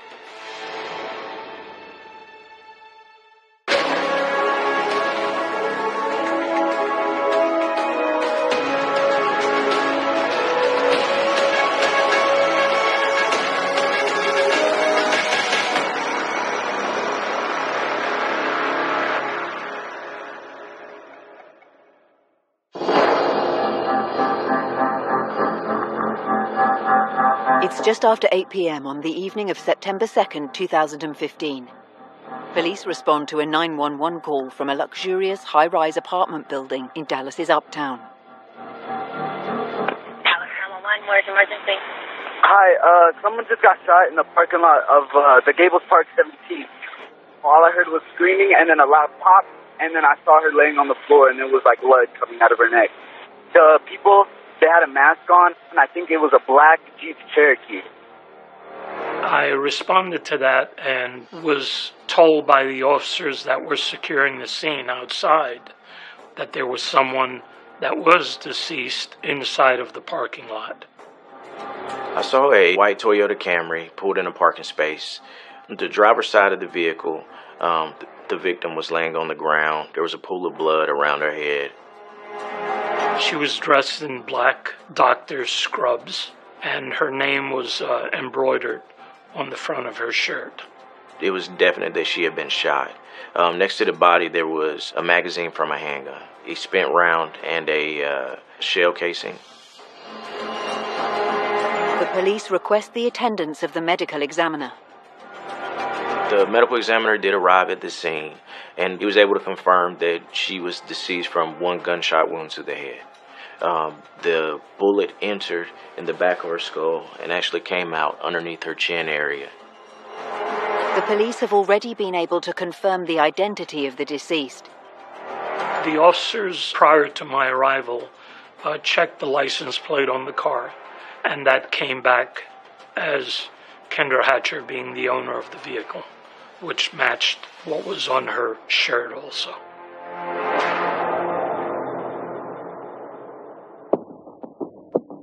Detectives now begin to examine what evidence they can find. The cell phone at the scene was given to the homicide investigators.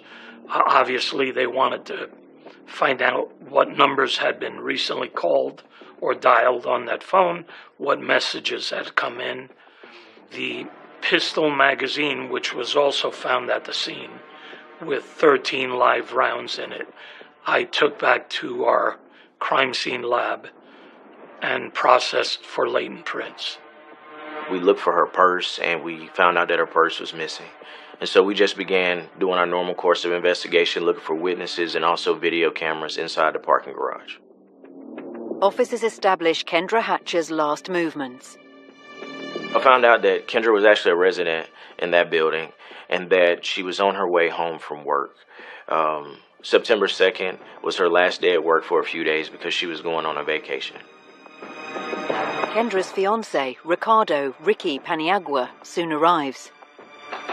One of the most painful parts of this whole story that I think of is that Ricky, the fiancé, was coming back into the apartment complex with dinner, and there was something going on. There were like police ropes and sirens and things were going on. He didn't know what was going on. After speaking with him for a couple minutes, Ricky was able to tell me that him and Kendra had been dating for several months, and he was meeting Kendra at her apartment that evening to have dinner. Once he found out that we found Kendra deceased, you could just see just the color go from his body. He almost went into a state of shock once he was able to connect the dots. Police begin to piece together more information about Kendra. She had a very humble life growing up. Her mother owned a blanket shop in Springfield, Illinois. She was a cheerleader in high school. And she also was very devoted to her religion. She was a rising star in her world of dentistry. She was someone that helped many, many people. She worked with a clinic in the mid-cities of between Dallas and Fort Worth that specialized in lower-income kids because she wanted to help kids. She also volunteered her time giving back to poor children in South America, donating her abilities as a dentist and her time and her effort to help kids that couldn't afford dentistry. In recent months, Ricky and Kendra have become very close. She had told her family that she was super excited about meeting this guy. She said that they're clicking and that, he's a dermatologist and that they would probably end up moving in a year or so after his residency ended. And she just seemed to be really super happy and excited about life.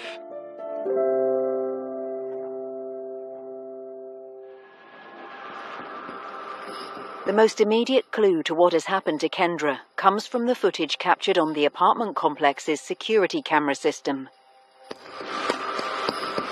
On the surveillance footage, we were able to see the victim come in to the parking garage and go to a normal parking space. We also found a footage of an older model Jeep Cherokee. This Jeep Cherokee was waiting in the visitor portion of the parking garage, and they followed another vehicle in and parked in a parking space before our victim got there. She started to get out of her car an assailant walked up and basically executed her, shot her in the head, took her purse, and fled.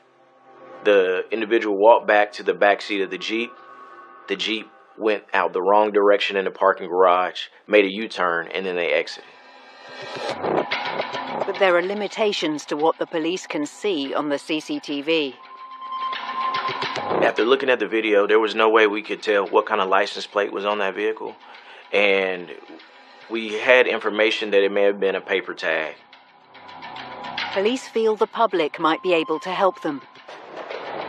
They made the decision to release that tape to the public and say, hey, has anybody seen this vehicle, or do you know what's going on, or this is, this is very much of interest to us. And I think that was very, very key for them because that helped move the case along.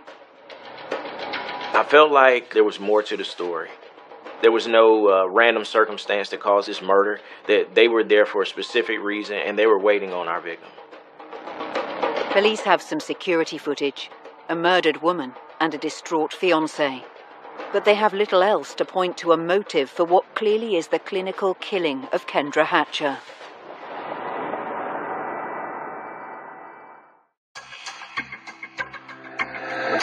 Dallas, Texas, 2015. Police are investigating the murder of 35-year-old dentist Kendra Hatcher. Most of the incident has been caught on security footage. Detectives have released the tape publicly in the hopes it might elicit a response and information. It does. The media interest, it did help the case, obviously. I mean, when the news footage of the Jeep Cherokee leaving the garage, that jump-started the investigation when the owner called in. The man is Jose Luis Ortiz, and he claims he lent his Jeep to a friend, Brenda Delgado. Jose called in and said that he loaned his Jeep the same day of the murder to Brenda Delgado. Jose actually gave us a phone number for Brenda, and we called her. She told us, I'm house sitting for a friend over in Irving, and I don't have a ride, but if you can come pick me up, I'll come talk with you. With this connection to the vehicle, Brenda Delgado immediately becomes a person of interest. Detectives try to establish more about her and her background. Her parents immigrated from Mexico to America, so she still had dual citizenship in both countries. They were good working class folks. She graduated from an area high school.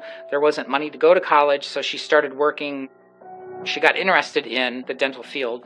She was coming back to school and slowly finishing dental hygienist school when she was in her 30s. The interesting thing about Brenda Delgado is that she is the former girlfriend of Ricky, the fiancé of Kendra Hatcher. She had been with Mr. Paniagua several times, dating him. They broke it off. He then met Kendra Hatcher. Brenda was, by all means, crazy in love with him, fascinated by him. They met the first time, got together, had a relationship. He broke it off. And then at some point after that, they started to get together casually. I would assume that meant they were probably hooking up, but it wasn't anything more. It wasn't a romantic relationship or a long-term relationship. However, Brenda doesn't see things that way. There were times where she would seem emotionally unstable. There would be times where she would be overly clingy and just kind of overly attached to him. And I felt like, that kind of fit in with the theme on this case, more so than a robbery. It appears her view of the relationship has become obsessive. He would be out for a run on Katy Trail here in Dallas, and she would suddenly run into him, make it appear that it was coincidental when in fact it wasn't. She was stalking him. So I think at that point she was just obsessed and she wanted to get him back any way she could.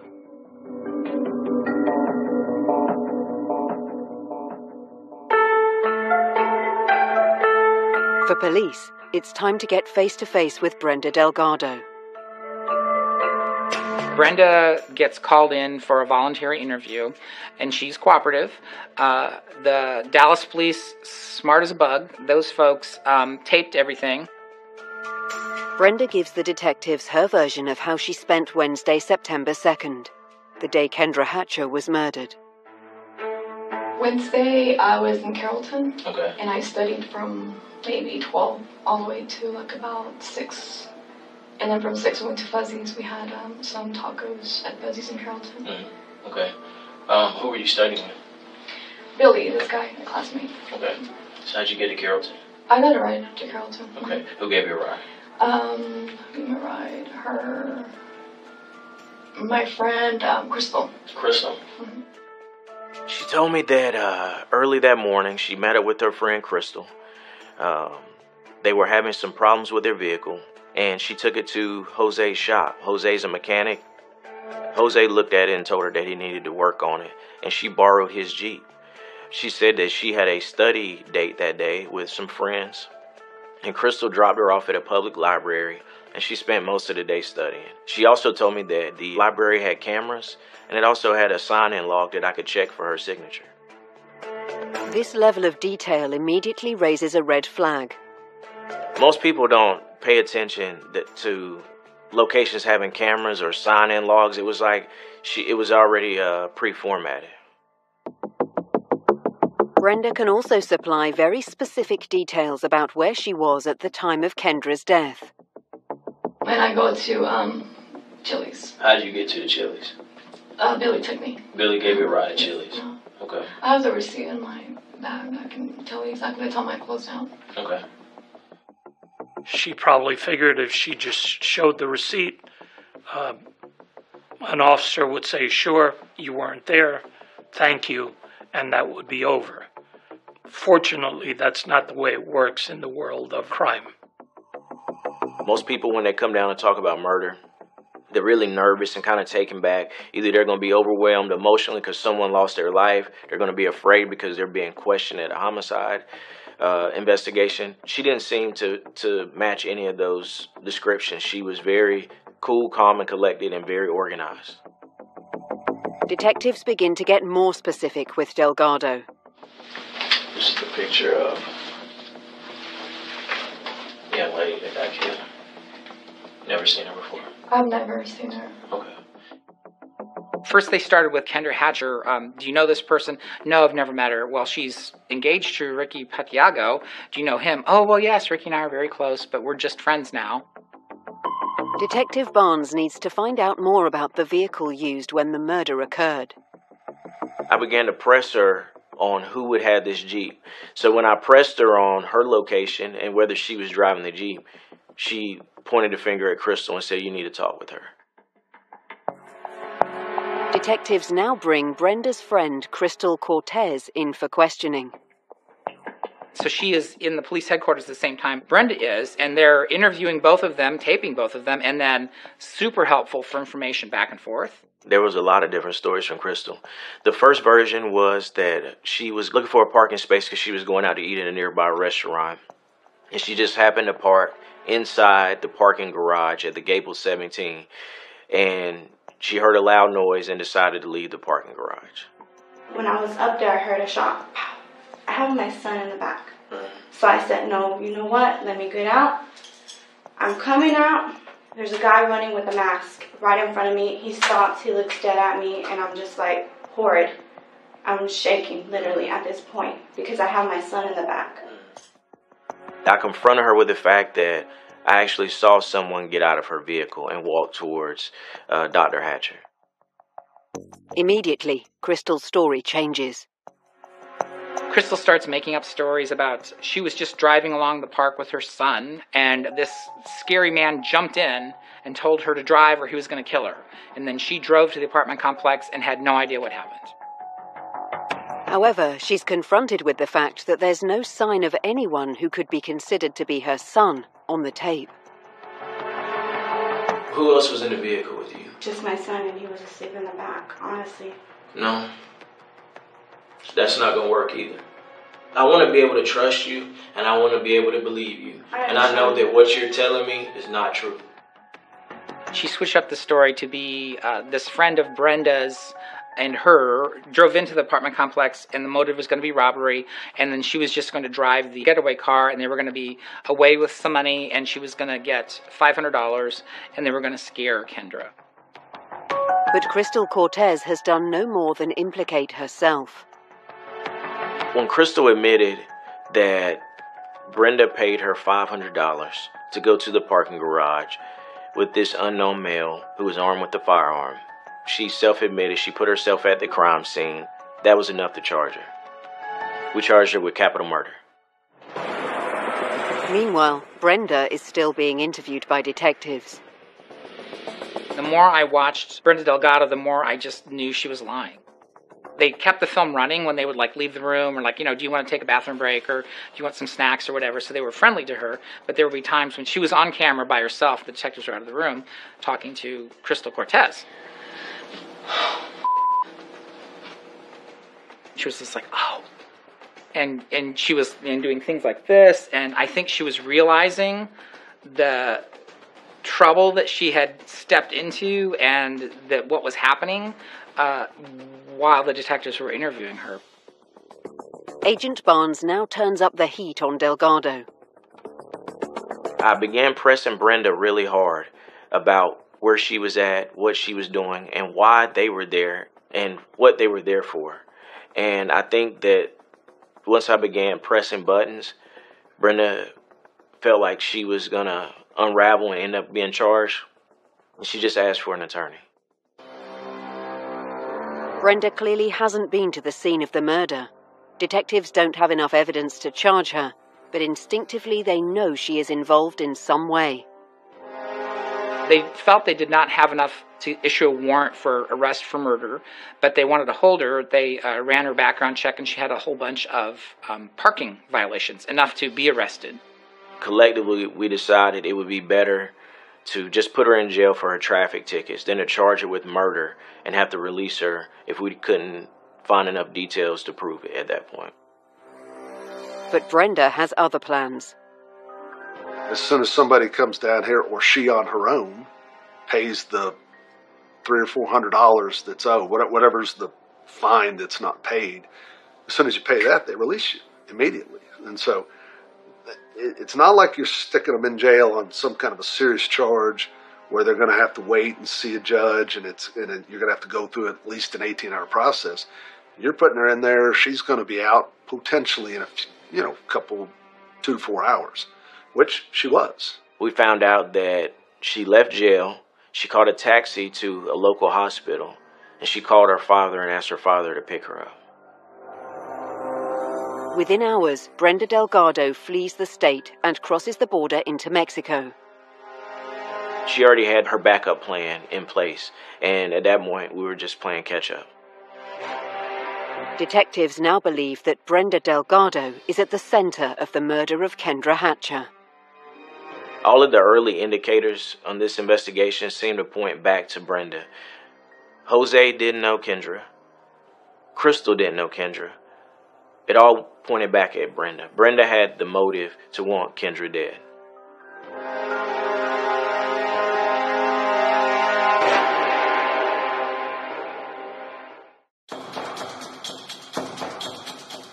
In Dallas, Texas, police are hunting for Brenda Delgado, a suspect in the murder of 35-year-old dentist Kendra Hatcher.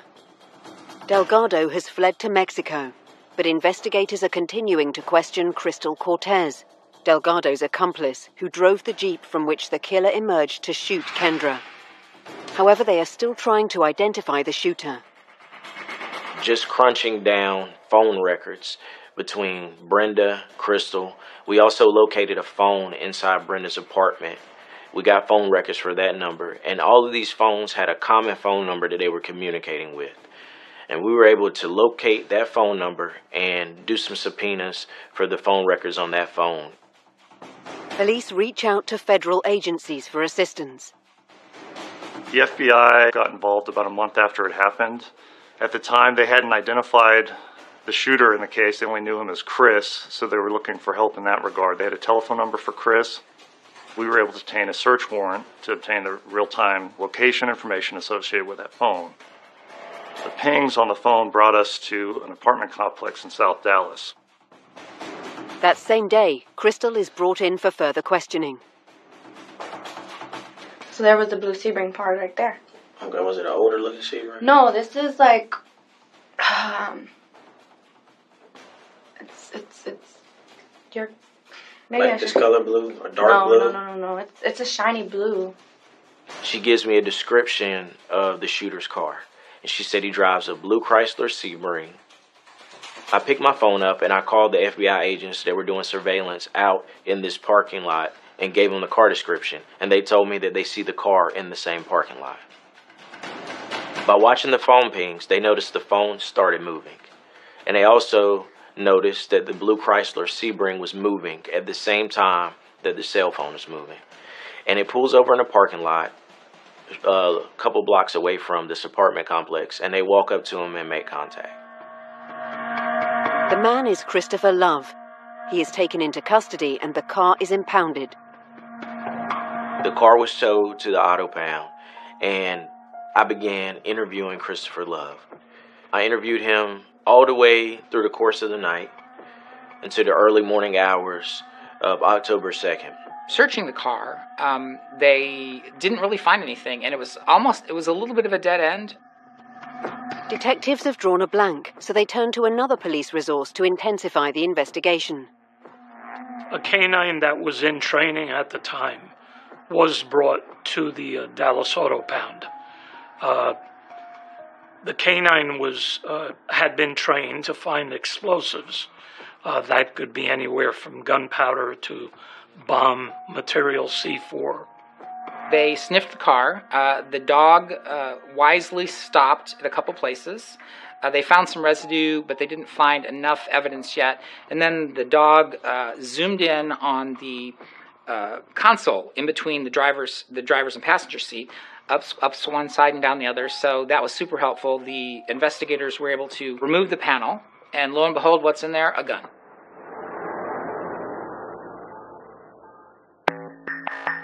Christopher Love is confronted with what the canine has managed to uncover. Once I showed him a picture of the firearm, it was like somebody letting the air out of a balloon. His body language, he just kind of sunk down in his chair. His head dropped. He tells me, okay. I was there. I was with Crystal.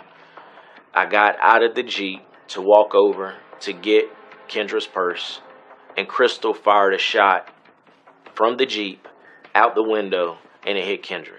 And he goes back into the Jeep, and they drive away. But Detective Barnes knows better. I saw the video, and what he was describing was a scene out of a James Bond movie. There was no way that Crystal could throw the car in reverse, shoot out a passenger window while backing up, hit someone in the head, and one shot get it done. And also the magazine to the firearm was laying next to the body. So I knew that my shooter was there, close range, and standing beside Kendra whenever she died. There's a video camera from the parking garage on the other side. And that's how I know which side of the vehicle you got out of. And only one person got out of that vehicle. I hopped in the driver's seat. That one person that got out. Outside, the one person that got out of that vehicle was you. I actually pressed him a little bit about being the shooter. And when he didn't feel like there was any way out, and there's no way to explain it other than to tell the truth, he asked for a lawyer. Well, I can tell you, man, that as far as this thing goes, that and so once he terminated the interview, I went back to my desk and began typing his murder warrant, capital murder warrant, and he knocked on the door again. He wanted to sit and talk with me, and I told him I had to read his Miranda warning again if he wanted to talk, and he said okay. And he just wanted to ask me one question. He wanted to know, why did we let Brenda go? I thought it was pretty significant. I thought that was him saying, hey, you got me, now I want you to get her.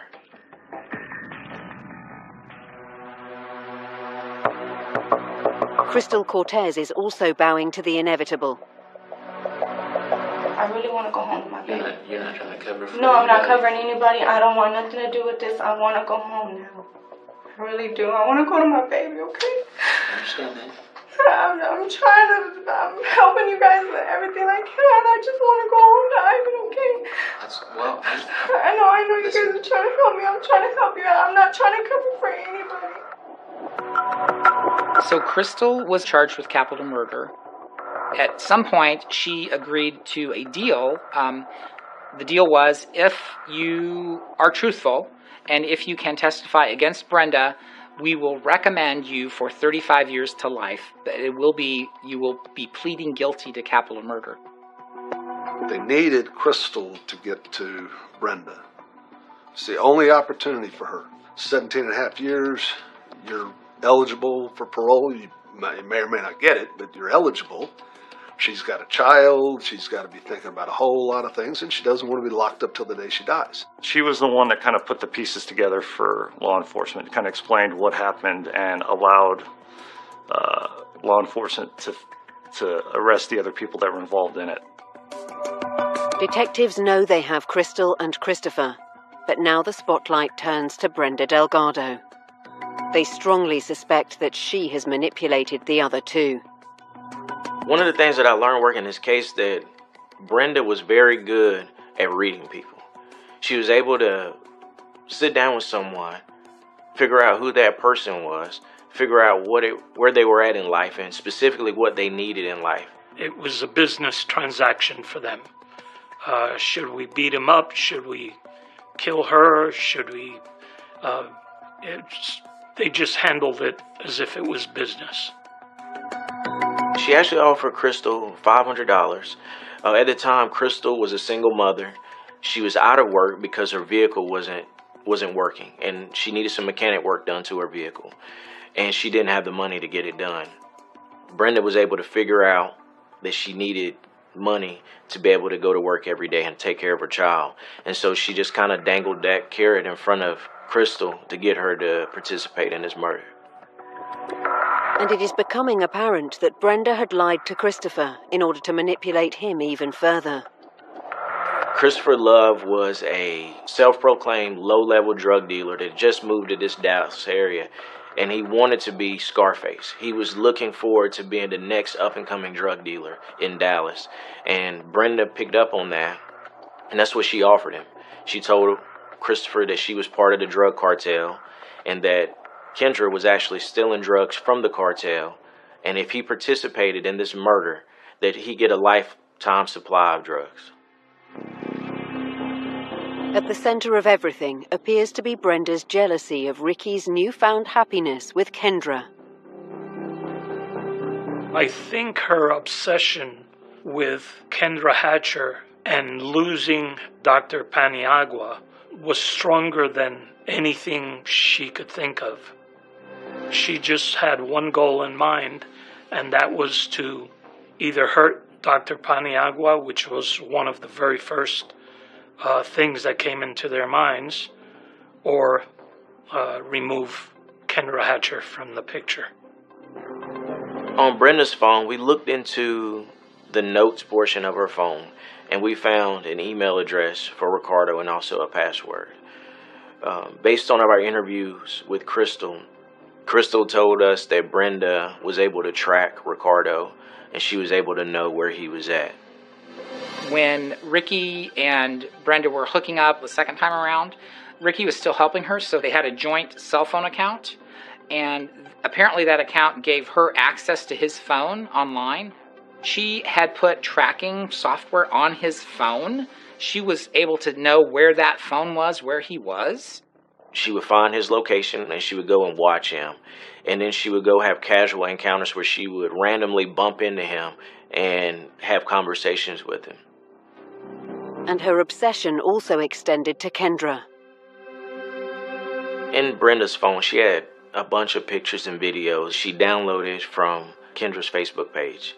She had been stalking Ricardo and Kendra at the same time, just kind of staying up with their relationship. And I think she used social media as a way just to kind of figure out what they were doing.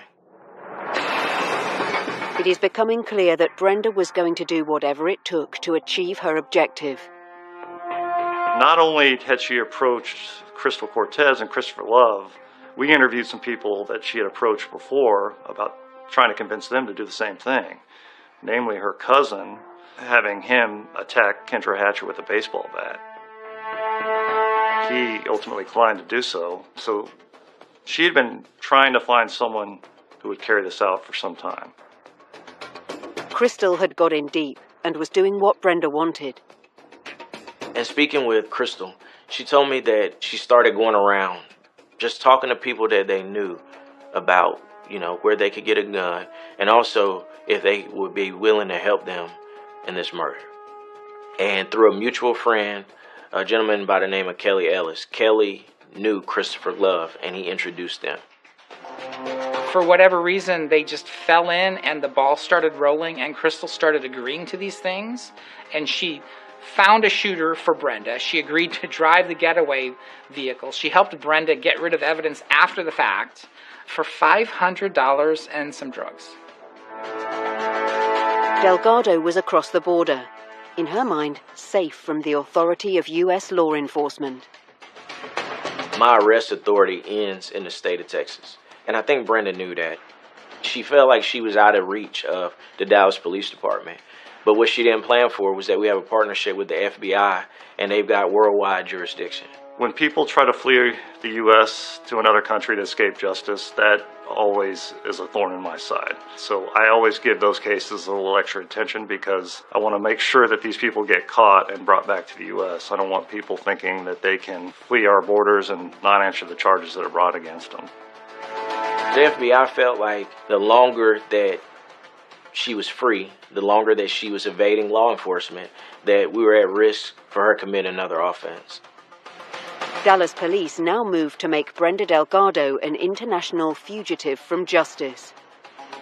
We were able to get her on the FBI most wanted list.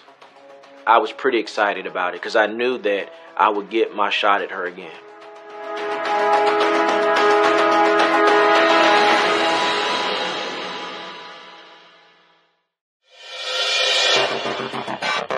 In 2016, Dallas police and the FBI are continuing their investigation into the murder of 35-year-old dentist Kendra Hatcher. Investigators have apprehended the man who pulled the trigger, Christopher Love, and the getaway driver, Crystal Cortez. However, they are still searching for the woman they believe orchestrated the crime, Brenda Delgado, who is a fugitive in Mexico and on the FBI's most wanted list. Detectives and agents now intensify their search for Delgado. We started interviewing extended family members to see if we could get any cooperation from them. Initially, we weren't successful. They didn't want to cooperate, but ultimately some of them did. And that was very helpful in ultimately locating her. I believe the phone was instrumental in tracking. They were able to pick up who she was calling and where money transfers were being made for her to have money to live on out there. We received information that her family was sending her money via some money transfer business, and we were able to corroborate some of that. We saw some money going down to a state in Mexico where we knew she had relatives. This information is further corroborated by a tip directly to investigators. We received information that Brenda was at a specific location in Mexico, and the tipster began providing detailed information of where Brenda was at. It allowed us to identify her exact location in Mexico, and we relayed that to Mexican Interpol officers, and they arrested her, within hours after we passed on that information. Texas authorities moved to extradite Brenda Delgado from Mexico to the United States. It's a long process to do that. I mean, our State Department has to reach out to whoever's the comparable authority in Mexico City. I mean, I don't remember how long that process took, but 6 months to a year. It was a good while. For the process to work, certain conditions must be met. Brenda was a dual citizen, Mexico citizenship and American citizenship, and Mexico has a standing policy that they do not extradite any of their nationals, any of their citizens, into a death penalty situation. The deal was that she would not be put to death here in the States. So in order for us to apprehend her and bring her back, we had to agree to that. We flew to Mexico on October 5th of 2016. We met Mexican authorities in a hangar at the airport. We searched her. We placed the restraints on her that she would be wearing on the flight. We were able to board the flight before any of the other passengers through the back entrance and flew back to Dallas-Fort Worth Airport nonstop. I actually met her when she arrived here. I was the first face that she saw when she walked in the airport hangar. I'm a pretty competitive person, and even though I didn't get a chance to interview her again, in my mind, I was like, I told you I was going to get you.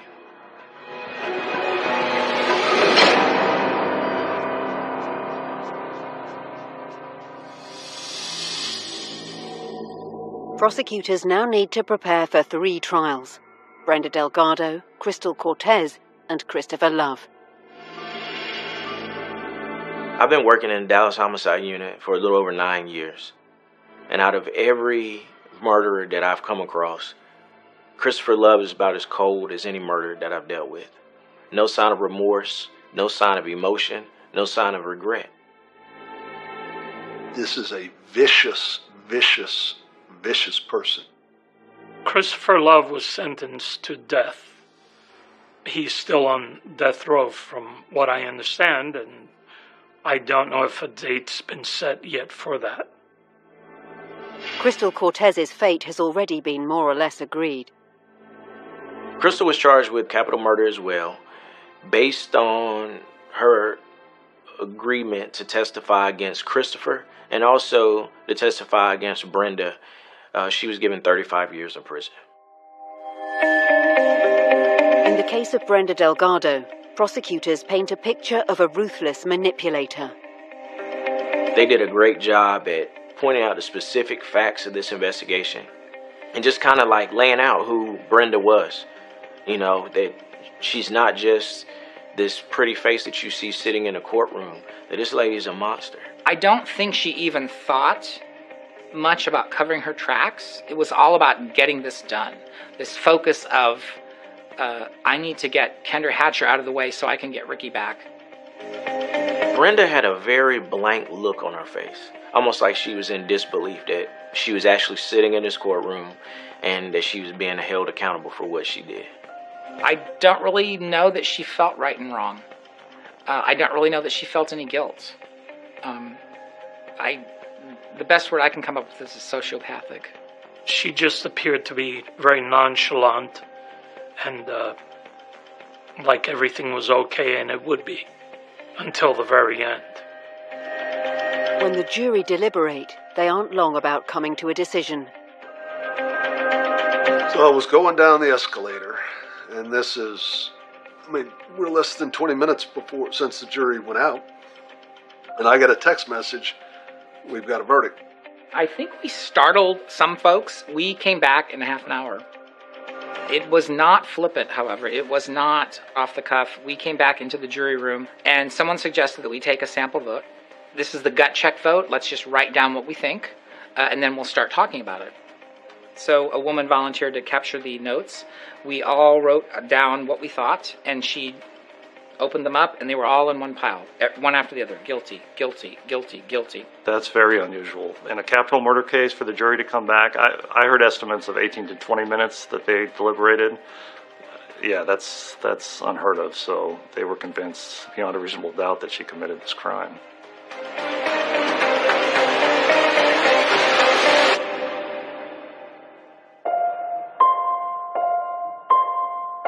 First and foremost, this was a Dallas Police Department homicide investigation. And everybody understood their roles, and everybody understood that the primary goal was to identify everybody who was involved in this murder for hire and to get everybody arrested and in a courtroom to face the charges against them. And I think every agency did a great job at that. I think working cases like this just makes it hard for you to trust individuals. But on a positive note, it's kind of offset by all the positives that I learned from working with the family and also the detectives on this case. There may be a victory of sorts in the convictions, but for the family of Kendra Hatcher, there is just loss. The thing that bothered me the most about this case was this could have been anyone. Kendra is a truly innocent victim, and she never saw any of this coming. For her to be ambushed and assassinated in a parking garage like an animal, it bothered me. And it is one of those things that you just never forget. It's such a senseless, tragic loss of life that didn't need to happen. Just the lengths that someone would go to to try to get back with an ex-boyfriend. That's very chilling, and it's a stark reminder of kind of the world we live in. Nothing anyone can do will bring Kendra Hatcher back, and for her family, the pain of losing her endures. For the family, I don't feel there's closure. The word is a great word. We hear it and we think curtains are shut and we can no longer see what's behind them. But I do not believe that there is true closure in a case like this. Their daughter, sister, was taken from them in an instant, without any warning and without any reason. So I don't know how you come to terms with that. It's got to be extremely difficult. We can never bring back Kendra, but we can say, hey, we got the people that were responsible.